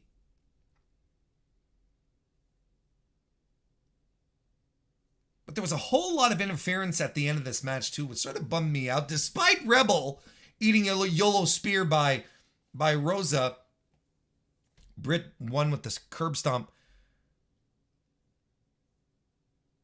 I mean, we look at how they booked it out. Like, there were also rumors going around, with the San Antonio show coming up, that they were going to have Thunder Rosa win there as opposed to Revolution. Sure, okay. And maybe they just wanted to keep the good match for that one, which is understandable as well. But I mean, this was a very, very, very strange one. And unfortunately, the low light of the match, of the card. And I hate saying that. Because I think Britt Baker is extremely good at what she does. And I think she's fantastic. And she has been the face of the division. She has carried the division through the entire pandemic and whatnot. And she's been great. Well, not the entire pandemic. That was Hikaru Shida. But, after that, just fantastic character work. She's over as hell. She is the face of the division. Thunder Rosa is a fantastic wrestler. And I won't hear anything about it. So, it always bums me out. Like, let's say Madcap Moss and Jackson Riker have a bad match. I'm just going to point and laugh because I don't give a shit about either of them. I think they're both jerks, But when it's two wrestlers I really like, it bums me out. Jon Moxley defeated Bryan Danielson, two other wrestlers that I really like. This was a good wrestling match. This is what I like about this. Is, again, I think we have to underscore this. This is one of the strengths of AEW. Okay? This is absolutely one of the strengths. The capacity that AEW has to have a little bit of everything on a card. To have just a whole bunch of different styles and, a little something for everyone. This was,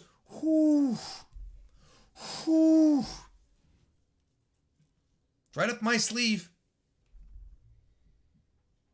Mox goes in brute force in this match. It goes exactly what you thought. Mox going in brute force. Danielson with finesse, right? Picking Mox apart. Dragon screws, working the ribs. Mox throwing him around with Germans and Saitos, and Mox, at some point, he catches Bryan Danielson on a dive, right? And they just start throwing fists. I'm like, yes! They start bleeding. Avalanche back body drop by Danielson. Then he sets in with some heavy elbows and a dragon sleeper. Mox, of course, powers out of that And he gets heavy elbows in on his own and a cross arm breaker. Bulldog choke, psycho knee. Danielson locks in his triangle sleeper that he's been using recently, right? I mean, I think it's the longest stretch of a finisher that Danielson's been using since he started in AEW, right? Because at some point he was just mixing it up using now the triangle sleepers, you know, with the flex. But Mox flips it over, gets the 3 count. Danielson is pissed at the ref. Mox and Danielson are pissed at each other. They continue fighting. Fucking William Regal shows up. He's walking down the side of the ramp and he gets into the ring. And he starts yelling at them. It's like, you get along. And as Mr. Fretz said in a super chat that he left earlier on, thank you very much, by the way, Fretz, for this. He says, who else screamed when Regal Inoki slapped Mox and Danielson? And that's exactly it. It's like, it's the mentor coming in. It's like, or as Ross Berman on Twitter said, you know, coming in to take care of his 2 stupid sons, just says, stop fighting, shake your hands. What a fucking great moment. Of course, we're going to talk about this again in a minute. But this was a great match. Fantastic stuff again. Just good stuff. And how great was it to see William Regal come out to such a huge reaction, him as well, right? You cannot not enjoy that kind of stuff.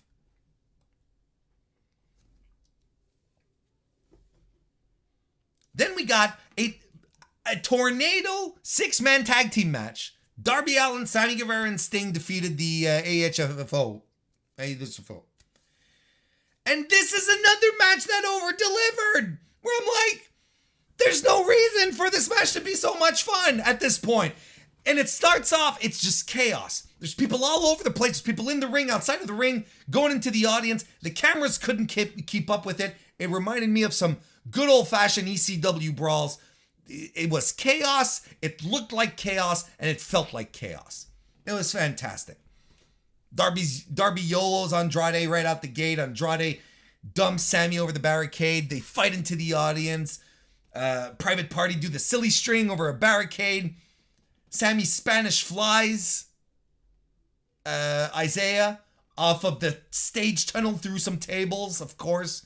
Crazy ass spot. But if that wasn't enough, you got Butcher and the Blade in the meantime that are interfering in the match, and they're building a structure under an entranceway in the arena. Matt Hardy ends up on the top of the tables, knocked out.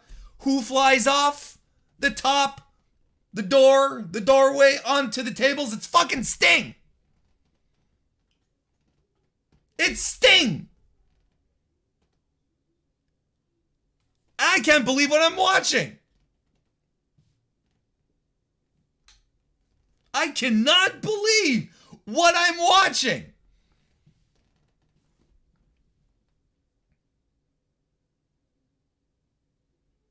Anyway, Darby gets a coffin draw for the win, but this match was just, it was chaos. It was destined to be chaos, and it ends with Sting doing something that you're like, there's no reason for him to do it. He's doing it because he wants to. That makes him even cooler.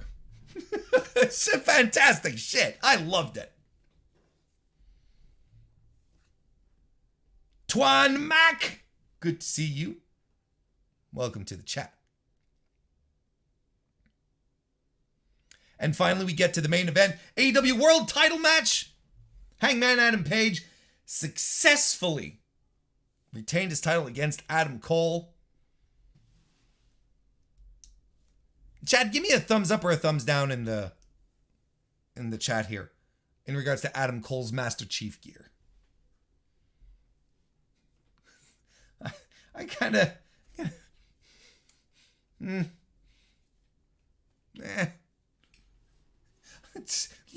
It looked kind of, strapped together from some stuff that he found at Spirit Halloween.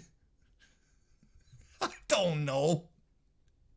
It was a weird, like, I get why he did it. He's a huge Halo fan, right? Adam Cole, tremendous Halo fan, but the master, I don't know. I put it up there. It kind of reminded me of when Brian Cage came out as Weapon X at that one time in Impact. Anyway, Cole brings the strikes. Page responds. They brawl to the floor. There's a Inushi Goroshi by Adam Cole as well. We get some very, very brief NXT-like monologuing from Adam Cole, but it was very brief, so I'm like, oh, thank you.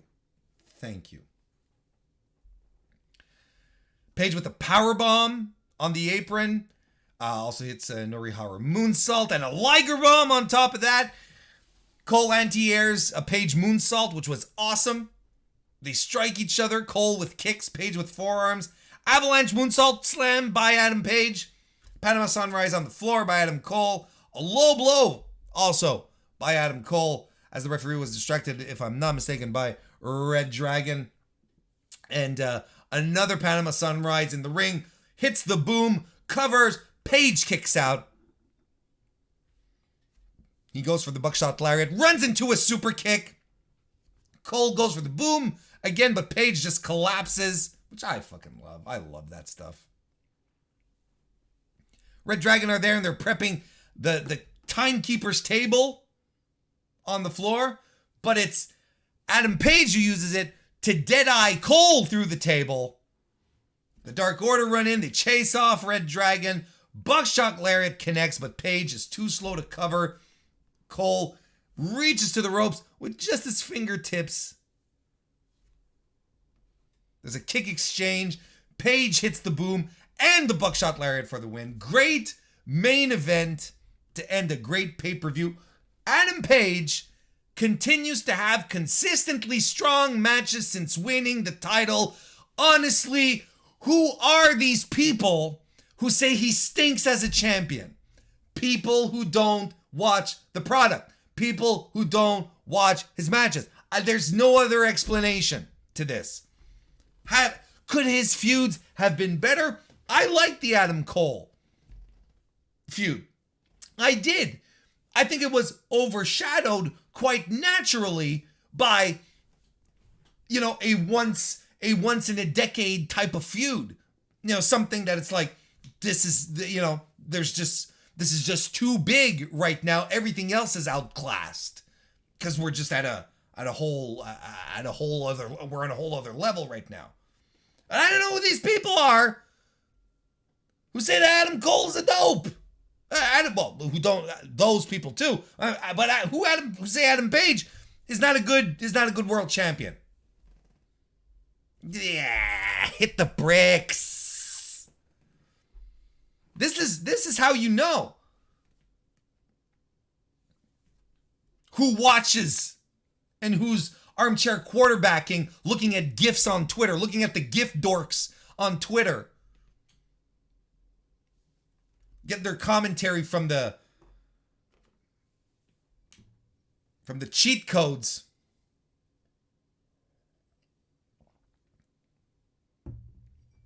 Page has had nothing but great matches since winning the title. Nothing but great matches. Can argue, how can you not have a great match with Bryan Danielson?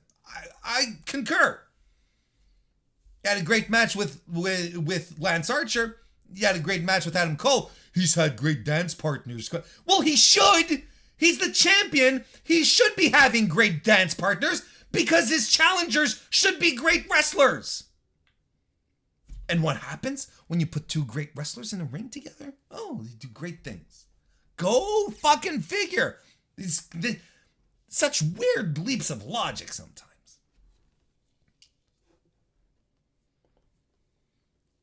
So 53% of y'all say that they preferred All Out to Revolution, but by a slim margin. 53%, like I said, to 46%.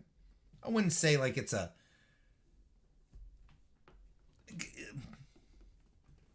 It's hard to pick. It's hard to pick.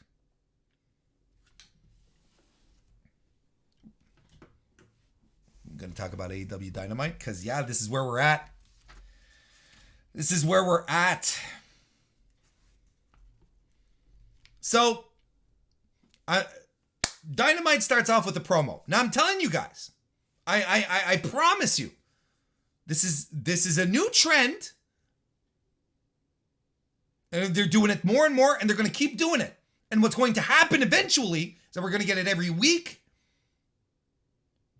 And for promos that don't deserve it, and for promos that don't, it's going to happen. I've been guard dogging. That's not a word, but you know what I mean. I've been acting as a guard dog, warning y'all. The way that Dynamite instantly differentiates itself from WWE is the fact that it starts with a hot match every week. And I tune in to watch wrestling. Now, was this promo a lot of fun? Was it a good opening segment? Sure. Sure. But I promise you, the more they do it, the more this is going to become the norm. And then eventually we are going to end up having 8-minute promos. And then it's going to be 8:17 by the time we get our first match. And then everyone's going to be like, how did we get here? Well, because all of y'all have been going, oh, but Warren, it's all right. At least the promo was good. At least when AEW does it, it's good. There's going to be a moment where it's not going to be good. Because it's going to be redundant. Because it's always going to be the same shit. Because that's the problem with WWE. Because it's the same thing they do week after week.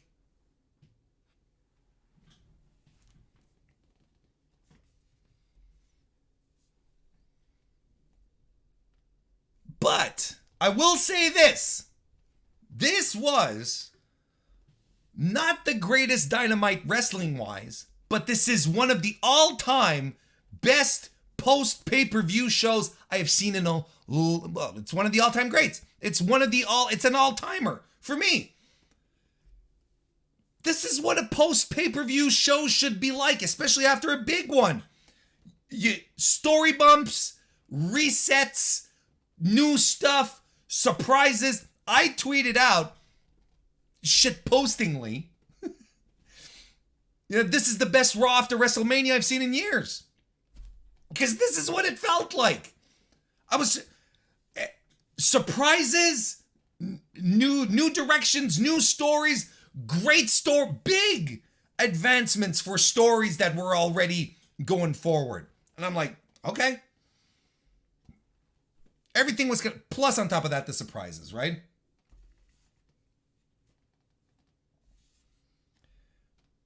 So here's the thing. Great, again, maybe just a great Dynamite wasn't, in fact, absolutely was not the greatest Dynamite when it comes to. It wasn't the greatest Dynamite when it comes to in-ring action and whatnot, but there you go, right?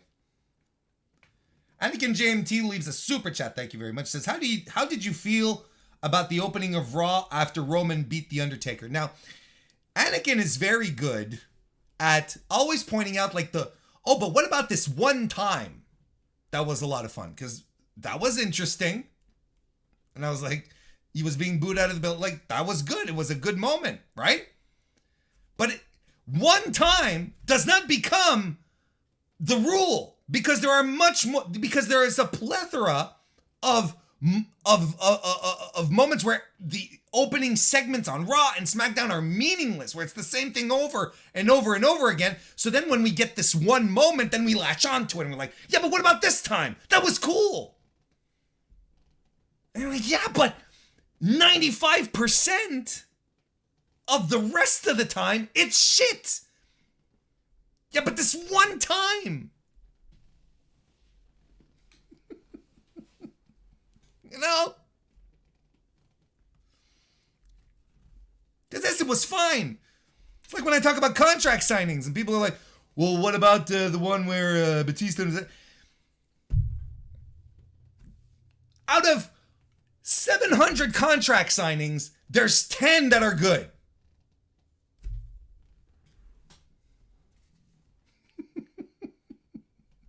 It's a good talent you have. Obscurity knocks. Nice to see you, fanboy. Welcome to the chat. So we're in the ring with Chris Jericho. He says Revolution wasn't one of the greatest nights of his career. And even though his neck is sore and he tapped out to the stretch plum, and I like the idea that he said stretch plum, it's one of the best matches that he's had in his career. And maybe the best he's had in AEW, and I would probably concur with that. It was not the Mimosa match. But it says in retrospect, after he won, after Eddie Kingston won the big one and defeated Chris Jericho, Chris Jericho didn't live up to his word, right? He said he was supposed to, that's what he's saying. He said he's supposed to shake his hand, but I didn't live up to my word. So he wants to make it up to Eddie Kingston tonight. Eddie Kingston, come out, shake my hand. Eddie Kingston comes out, starts talking, shuts down the fucking what chance. How is Eddie Kingston not everyone's fucking hero at this point? Am I right?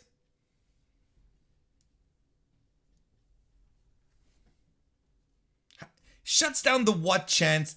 He says, look, we're going to get real deep. This is what Eddie Kingston says. And the Friday night before Revolution, the biggest match of my career, I didn't want to show up. I wanted to go out and drink and forget all my troubles, and so on and so forth, because Chris got in his head and said, you can't win the big one. Because he's lost to Moxley, he's lost to Danielson, to Punk. But when 4 separate people came to the Fan Fest and told him they didn't end themselves because they read his Players Tribune article, which you should read if you haven't read it by now, he said there was no way he wasn't going to make it. Like, that inspired him, right?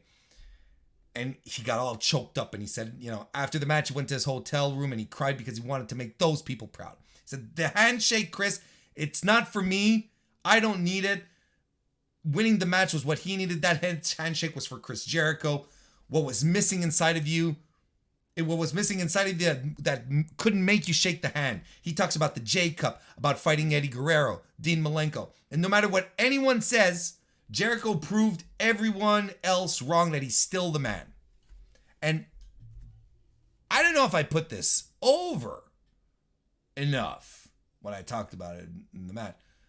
Chris Jericho brought it, right? And he did shut a lot of people up. Like, yes, he's been trimming down and he's been looking good. He's been, he's looked better now than when he started in AEW. So even Kingston's putting this over, but Jericho tells him, Kingston, you have my undying respect. Give him one of my best matches of my career. Please shake my hand. They shake their hand. Everything's cool. Then 2.0 and Daniel Garcia run in. They hit the ring and they attack Jericho and Kingston, overwhelming them both. But you can tell 2.0 are kind of going soft on Jericho. They're sort of just like putting a knee down. They're not like going really hard on him. Santana and Ortiz come in to make the save. Santana holds Garcia up in place. They have a bat. Jericho takes the bat to swing at Garcia, but no, he swings at Santana and Ortiz. Jake Hager comes in. You're wondering what he's going to do when he sides with Jericho and the 2.0 guys. Jericho's wailing on Kingston with the bat. 2.0, they beat up Ortiz with the DDT. Garcia has a sharpshooter on Santana. Jake Hager power bombs Eddie Kingston off the apron through a table. And he almost fucked it up. Thank God Chris Jericho was there. As Eddie came close to that was close. I think the inner circle's dead. because now we have the Jericho Appreciation Society. That starts off with a bang. That's a hell of a segment for him. And that threw everyone for a loop. And I think it's a good stable too. I think it works. And it's the same pattern as the Inner Circle, right? Jericho's the leader, Hager's the muscle, I guess. Dan Garcia is the Sammy, right? The young guy, and the tag team in 2.0. And I think that this is going to be a good credibilizing thing for 2.0 and Daniel Garcia, because a lot of people felt that maybe it was a little weird for Garcia to be hanging out with 2.0 because they're kind of like goofballs, you know? But I think that this is going to be interesting. Look, it revitalizes the whole thing. I think it's going to add some more gas in Chris Jericho's tank. Not that, but I think this whole, the past month or so for Chris Jericho has been a revitalization. It's been very good. I think this new stable is going to be very good. Have them feud with Kingston and Santana and Ortiz. I'm looking forward to this now. This to me is exciting because we've got more new people to put over. We got 2.0 to put over. We've got Dan Garcia to turn into a superstar. Who cares about Jake Hager? Jake Hager's the outlier in this. It's like, why is this guy still around? Why is he still here? Why? You know, it's like plain as toast. Fucking Jake Hager. All right, whatever. I feel like there's much more interesting big men in AEW now. When he came in, when Jake Hager came into AEW, he stood out because he was the only guy that size, as big as that, you know, so he broke the mold out of all the guys who were making up the core of AEW. So we're like, okay, well, Hager now has room here. Since then, they've just, with Wardlow, right? Been building Wardlow. They've got Brody King, Malachi Black. Like, they've got these huge athletic guys that can... I don't see it with Hager. I didn't see it with Hager from the get-go. I still don't see it. I didn't see it when he wasn't with WWE either. I still don't get it. I don't get it. But what I do get is Spencer Love from Love Wrestling, who's in the chat. Nice to see you, Spenny. Welcome. And here's something interesting. The only sight of CM Punk and MJF on Dynamite, on the Dynamite after Revolution, was through a video package.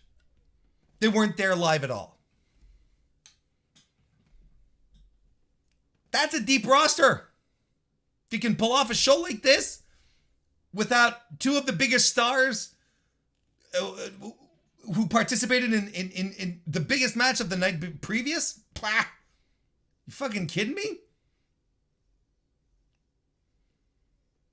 Hangman Adam Page successfully defended his AEW World title against Dante Martin. Fun little match. I'm going to, since I'm going long a little bit, I'm not going to go as far into detail with some of the match commentary, but I thought this was a pretty, fun match. Good little match that had, you know, Dante do what he could, despite the fact that he was outmatched. You know, they put over the fact that, you know, oh, well, he's number one in the rankings. So, but I think it goes beyond that. I think it goes beyond the rankings. I think this was a thank you, Dante, for all the hard work you put in. You really did good, kid, you know, kind of thing. You worked hard. And we're going to thank you, you know, throughout all the time that you weren't there. All the time that you weren't there. We're going to we pushed you. You went above and beyond expectations. Here, have a world title match. No way he was going to win, right? No way he was going to win. But this is where we got it, right?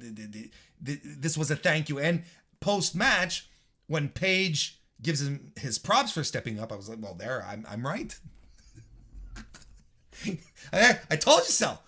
No, but that's it. That it was a thank you for Dante Martin. Now that his brother's back, it's probably going to slip back into tag team mode, and that's awesome. That's amazing because Dante Martin has had a fantastic year. He's become so much better, so much better.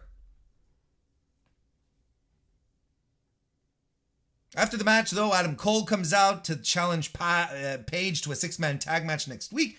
And he says that he's going to bring with him a couple of guys who know Hangman better than Hangman knows himself. And Hangman was like, oh yeah, sure, was listening to Cole cut his promo. And then when he started talking about who I'm going to bring, 2 men who are his friends and not Hangman's, Page's face changes. He just goes, ooh, then he becomes very sour and like, oh shit, because now we're like, oh, they're bringing in he's bringing the Young Bucks, right? A little later on, we'll talk about it now since we're talking about it, right? A little later on, we're at the Cutler Cam where Cole is teasing that he's going to be bringing the Bucks, right? And Matt Jackson's like, bro, I've told you this before.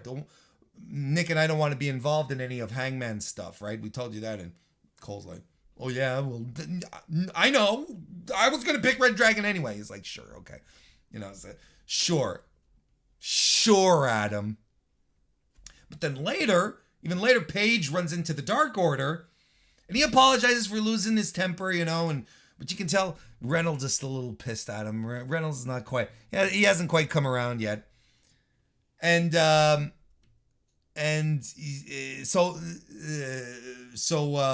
they're all like, it's cool, we're cool. So who are you picking next week? It's like, Silver's like, you could take 5 and Anna. I think that'd be pretty cool. And Adam Page is like, well, I kind of ran into Dino 210 backstage, and I sort of asked them, didn't want to make anything awkward, and then the Dark Order's like, no, we're cool. So, we're sort of setting up some tension. I don't know where this is going. I don't know where this is going at all. But next week, 6-man tag match, Adam Page and Jurassic Express versus Adam Cole, Red Dragon. It'll be dope. Want to say hello to Mad Action, who was in the chat and who was at the pay-per-view. He says it was amazing. I can only imagine. Crowd was hot.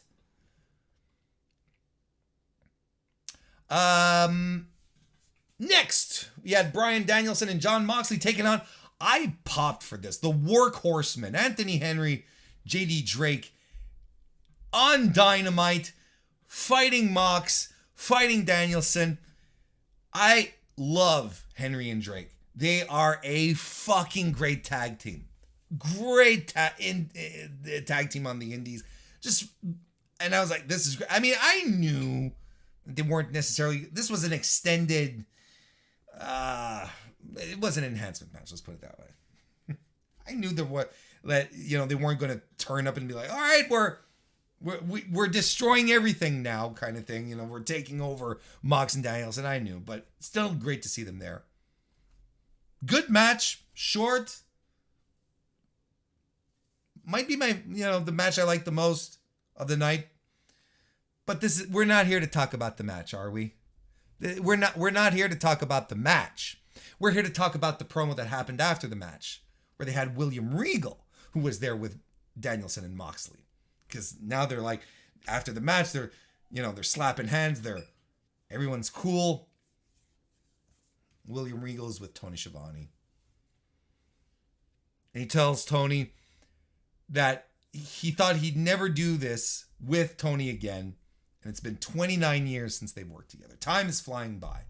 He says he's 53. He's lived more than a hard life through battles in the ring and with himself. And it won't be too long before his wife pushes him in a wheelchair to the sunny window every day. Like, Jesus, William, what do you know that we don't, kind of thing. He says he's not long for this world. Too many empty bottles and a few broken hearts, sweetheart, he says while he caresses the lapel of Tony Schiavone's suit. And I'm like, he's fucking flirting with Tony Schiavone. What's going on? And I'm like, I kind of want more of this. I want to know what does he mean? That popped me hard because I was like, I love that. I'm kind of like, Hey, let's have William Regal flirt with all the old wrestlers. give him looks, call him sweetheart. Holy shit. Anyway, he says this is the first time he gets to thank Tony Schiavone publicly for helping him when he first came in, because Schiavone, I can't remember in what book I read, probably Tony's. I don't remember what book I read it in, but Tony Schiavone was one of the guys who helped Regal with his promos, like early on when Regal came to America, and there's probably a lot more because Tony probably helped out a lot more because, Regal said, you helped me in so many ways. You saved my life in many ways, and I'm eternally grateful. And he was holding back tears, and it was a very sincere, emotional moment.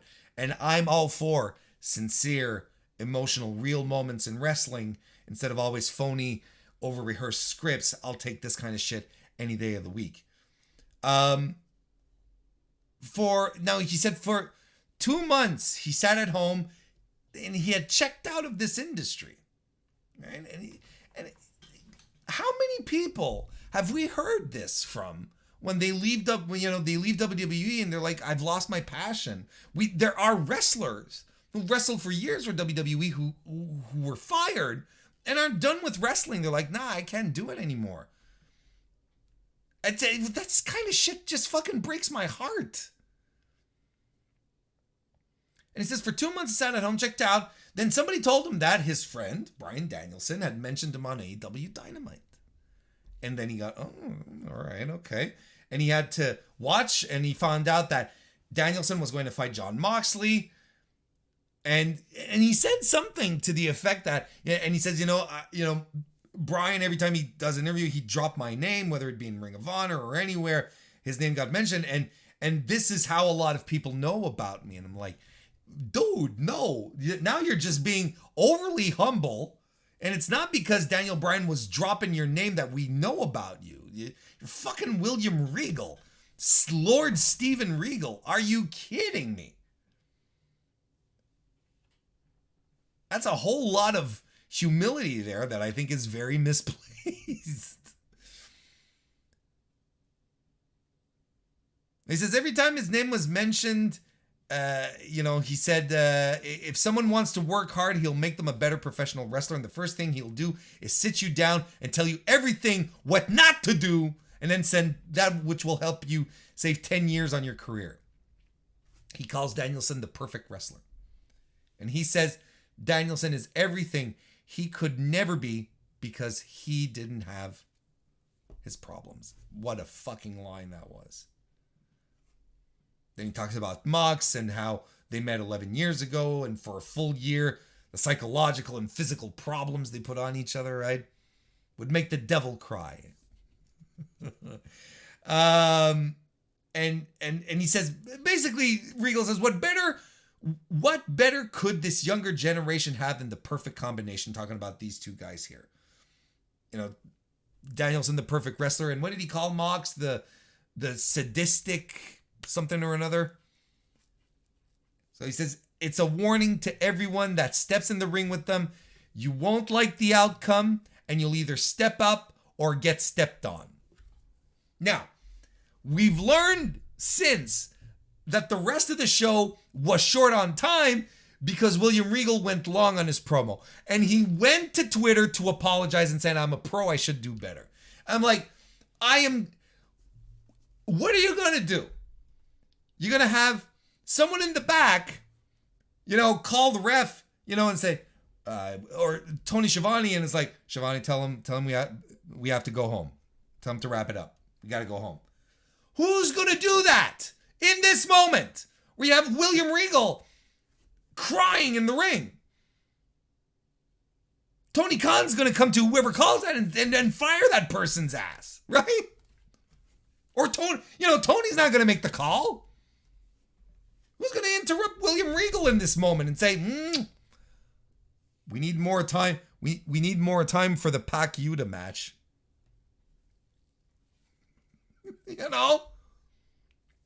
These things happen in wrestling.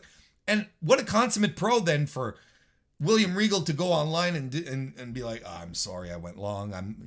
As a pro, I should be able to hit my time cues. I'm not. Fuck off, Regal. You're good. This was great. This is great. This is fantastic television.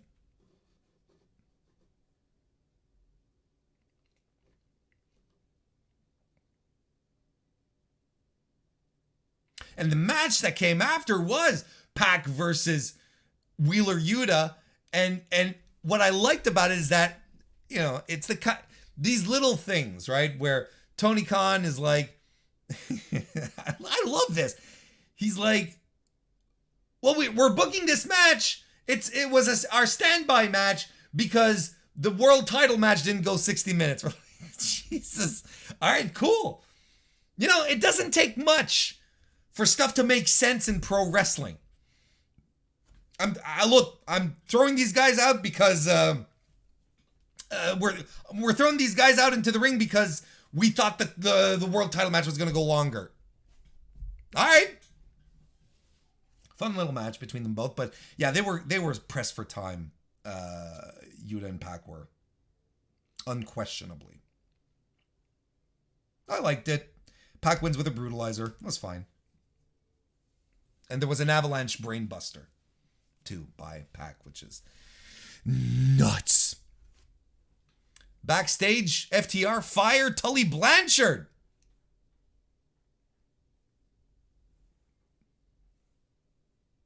Wow. Apparently it's not about the titles, it's about family? Okay.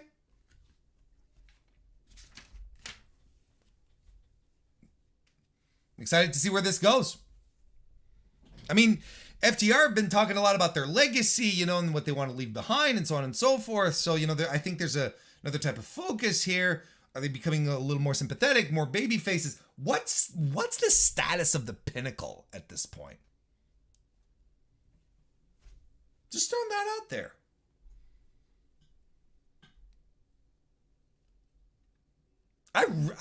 I still loved, the formation of the Pinnacle, the night that it all came together, is still going to be one of my favorite nights, reveals, surprises of pro wrestling, because it was the most pro wrestling thing, and it was a fantastic pro wrestling beatdown that occurred as well. It was just, everything was great about it. The AHFO have a segment. Matt Hardy's complaining. He's telling Andrade El Idolo about, he's saying, you shouldn't fire me. And Andrade says, what happened to your suit? Matt Hardy says that whenever he puts on a suit, he turns into an asshole. Don't put on a suit. It's like... So he says, well, if you want to fire me, Andrade, let's put it up to a vote of the stakeholders. Right? We'll do a vote. You can vote me. We'll do it right here. Vote to keep me in. Vote to kick me out. So Jose wants him fired. Andrade wants him fired. Hardy wants to stay. Private Party want him to stay. Or do they? To swerve. As Hardy turns his back on Private Party, they go from thumbs up to thumbs down. And they all start beating up on Matt Hardy. He's fired from the AHFO. Now it's just the AFO. The AFO. AFO? AFO.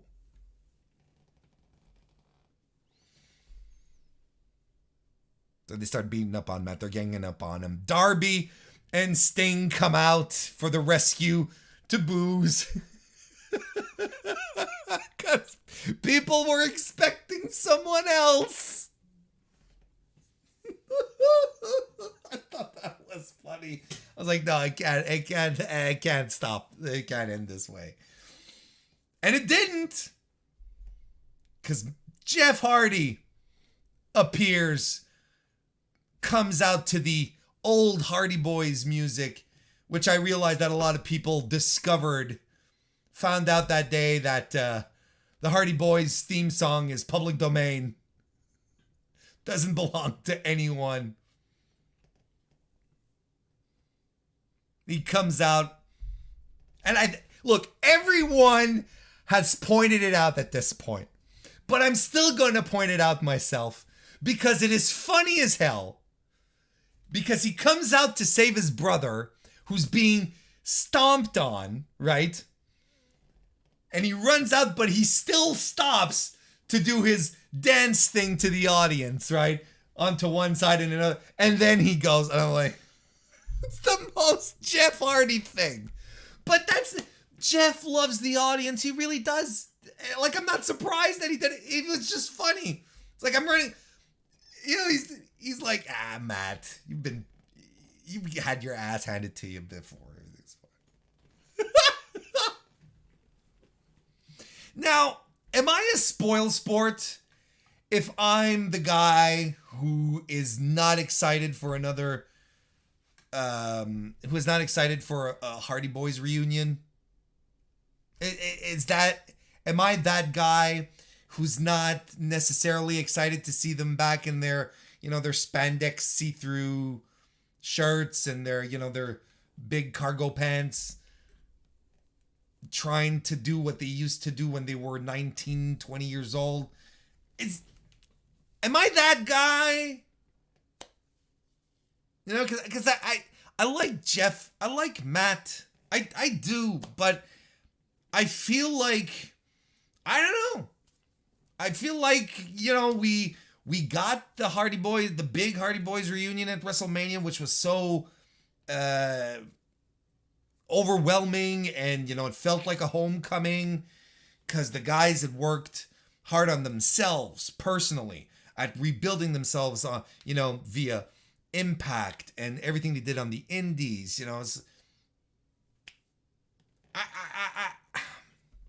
And I like the Hardy Boys. I've been a fan.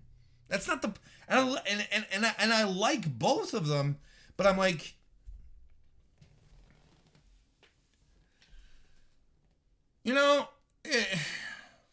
William Davis, nice to see you. It's like I don't know how to feel yet. And I guess this will only come with how in a couple of weeks or months. Am I saying, Warren, are you saying to let it play out? I'm afraid I am.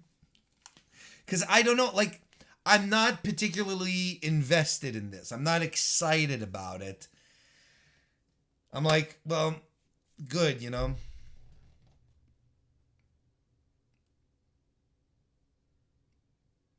And at what point are we going to raise the alarm that there may be, maybe too many old guys in AEW too many old WWE guys? I don't know. I feel like we're reaching a critical mass here. I don't know how. I am all for wrestlers going out, ending their careers on their terms. And I'm not saying, Jeff is done. I'm not saying Matt is done.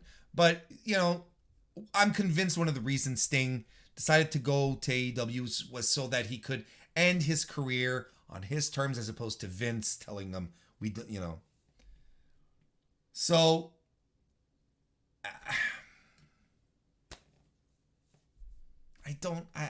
I'm it's not something that excites me, but I get that Jeff Hardy's the man, and Matt Hardy, if there is one thing that I learned going to see AEW shows, is how over Matt Hardy is. The Hardy Boys are over as fuck.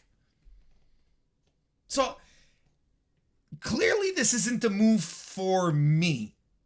This will please another type of wrestling fan, someone who's still in, who still sees it, and that's okay. But I don't know. That's how I feel. And I really feel like I'm that guy putting a damper on it.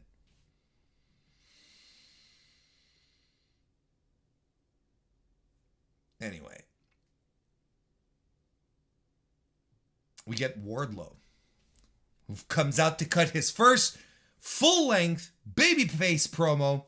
Says he come to a point that if you keep working for other people's dreams, it comes to a point that you keep working for other people's dreams or you start to work on your own. He said he knew Max wasn't a good person, but it was paying the bills, right? It was getting his foot in the door.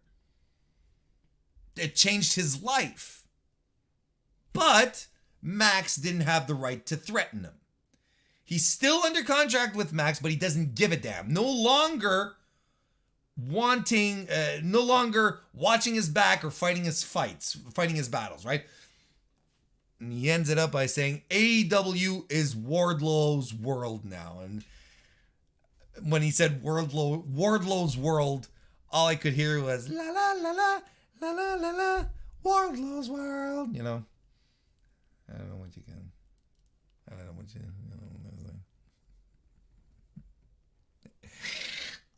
But honestly, good promo. I thought he did very good in the promo. Very, very good. So that's it. So he's officially a babyface. He's disassociating himself with MJF. We'll probably get some kind of response from Maxwell Jacob Friedman. The contract thing will probably be a thing. You know here's what I'm expecting. I'm expecting Max to end the contract and that Tony Khan to offer him a contract, offer Wardlow a contract, right? And then Wardlow gets the All Elite graphic. Unless I don't remember if he already got one. Probably. But I think it'd be really funny if it's like Wardlow gets the Wardlow is All Elite graphic. That would be fucking funny. Anakin JMT left us a super chat. Thank you very much. Anakin, he says, I will sell DGMC's non-existent soul to see the Hardys live one more time in Detroit. DGMC made me send this in after I decided not to, so blame him. I don't blame. No, this is a lovely sentiment. I hope that you get to see the Hardys in Detroit. I really do. Because that's exactly what it's for. You know, like I said, I'm that guy, but you don't have to be that guy. Anakin, if you're excited to see Matt and Jeff team up in Detroit in a couple of weeks, please let yourself be excited. That's what it's for. That's what they're doing it for. And there are plenty of people excited for it. There's millions of people already. It was like 12 million people who've watched Jeff Hardy's surprise arrival at AEW, something like that on their YouTube channel. I mean, I could be completely off base with this. I'm just saying, it's like, well, maybe.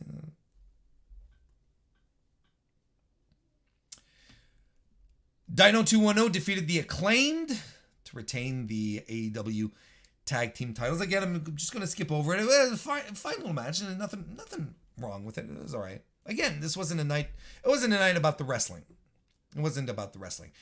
We had the AEW Women's World Title Eliminator match. Thunder Rosa defeats Layla Hirsch. Rosa wins in a good little match. Solid little match.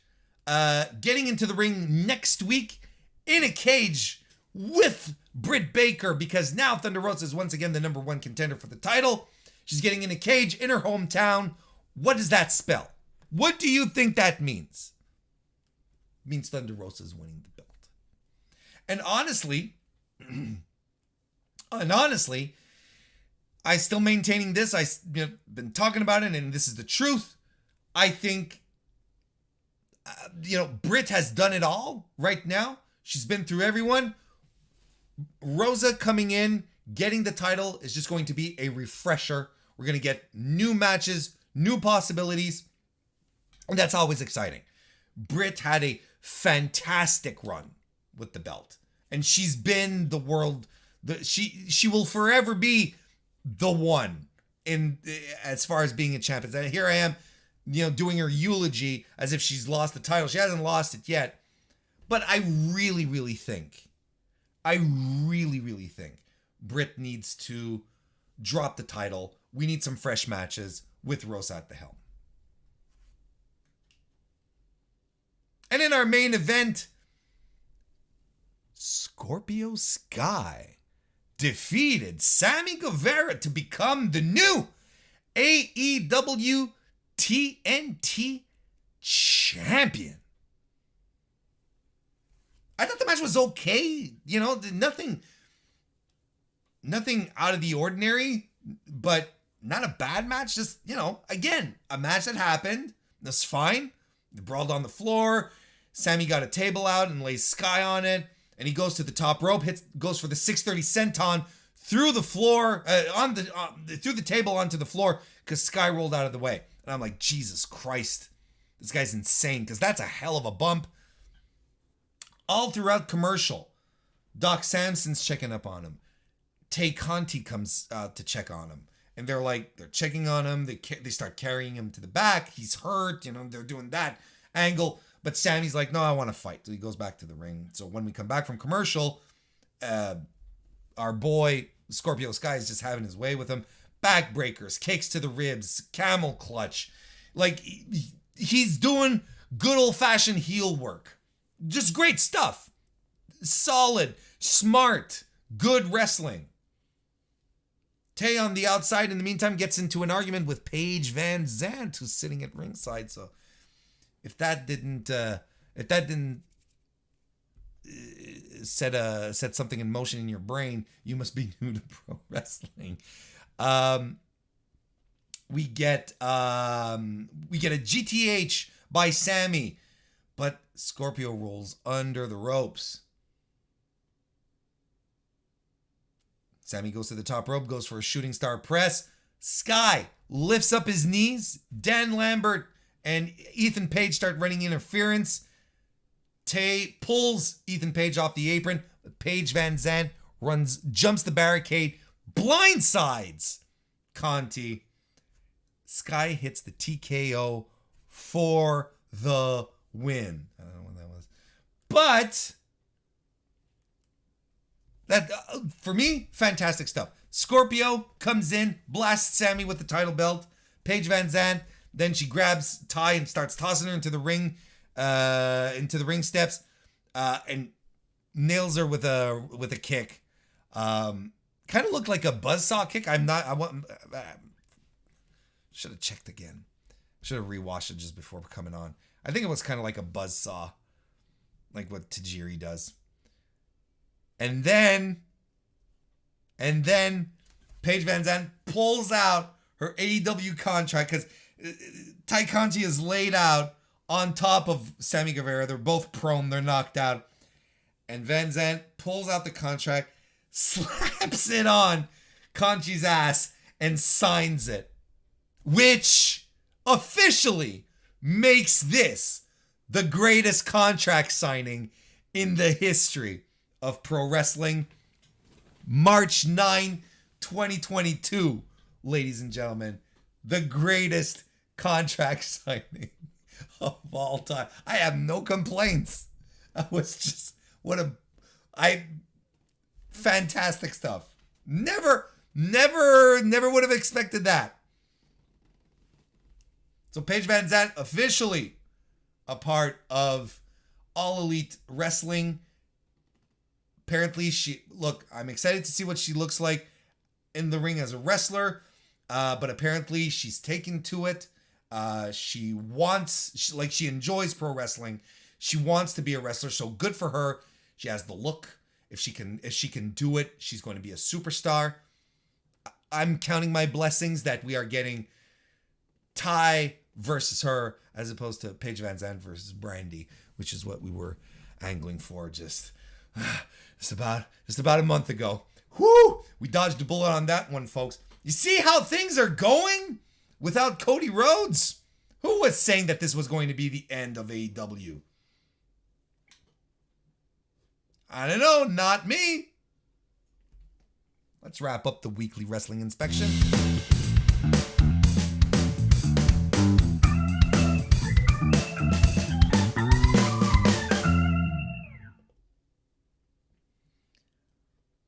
Purposefully went long, but I wanted to, because I think there was a lot of good stuff to talk about. AEW just hit all the right notes this week. Just a fantastic week to be a pro wrestling fan, to be into AEW. This was great stuff. This was absolutely great stuff. So, what are we going to talk about next week? We'll see. But right now, going to wrap things up. Want to thank everyone who joined me live here tonight on youtube.com/MrWarrenHayes. Thank you so much. Thank you tremendously for all of this. Thank you for watching this on demand. If you're doing that, or if you're listening on your favorite podcast, thank you as well. Anything you can do to show some support, a like, a review, a subscription, anything, that kind of stuff helps out tremendously. The channel, you would not believe. Trust me. But most importantly, thank you for hanging out. Come back on Tuesday if you want to hear talk about indie wrestling. Me, Sean Taggart, we're going to be starting a brand new thing here on the channel, specifically on the indie circuit. So I am excited about it. I am very, very excited about it. Anakin JMT left us a last minute super chat. He said, did you talk about the three-way match on Rampage? No, because we had to lead into, I went with Revolution and I went with Dynamite because that was everything that happened kind of outshined that fantastic match. But thank you for the super chat. And I'm wrapping it up right now. Thank you everyone for joining me. Have a great weekend. I hope you enjoy this weekend just as much as I enjoy you. See you next time.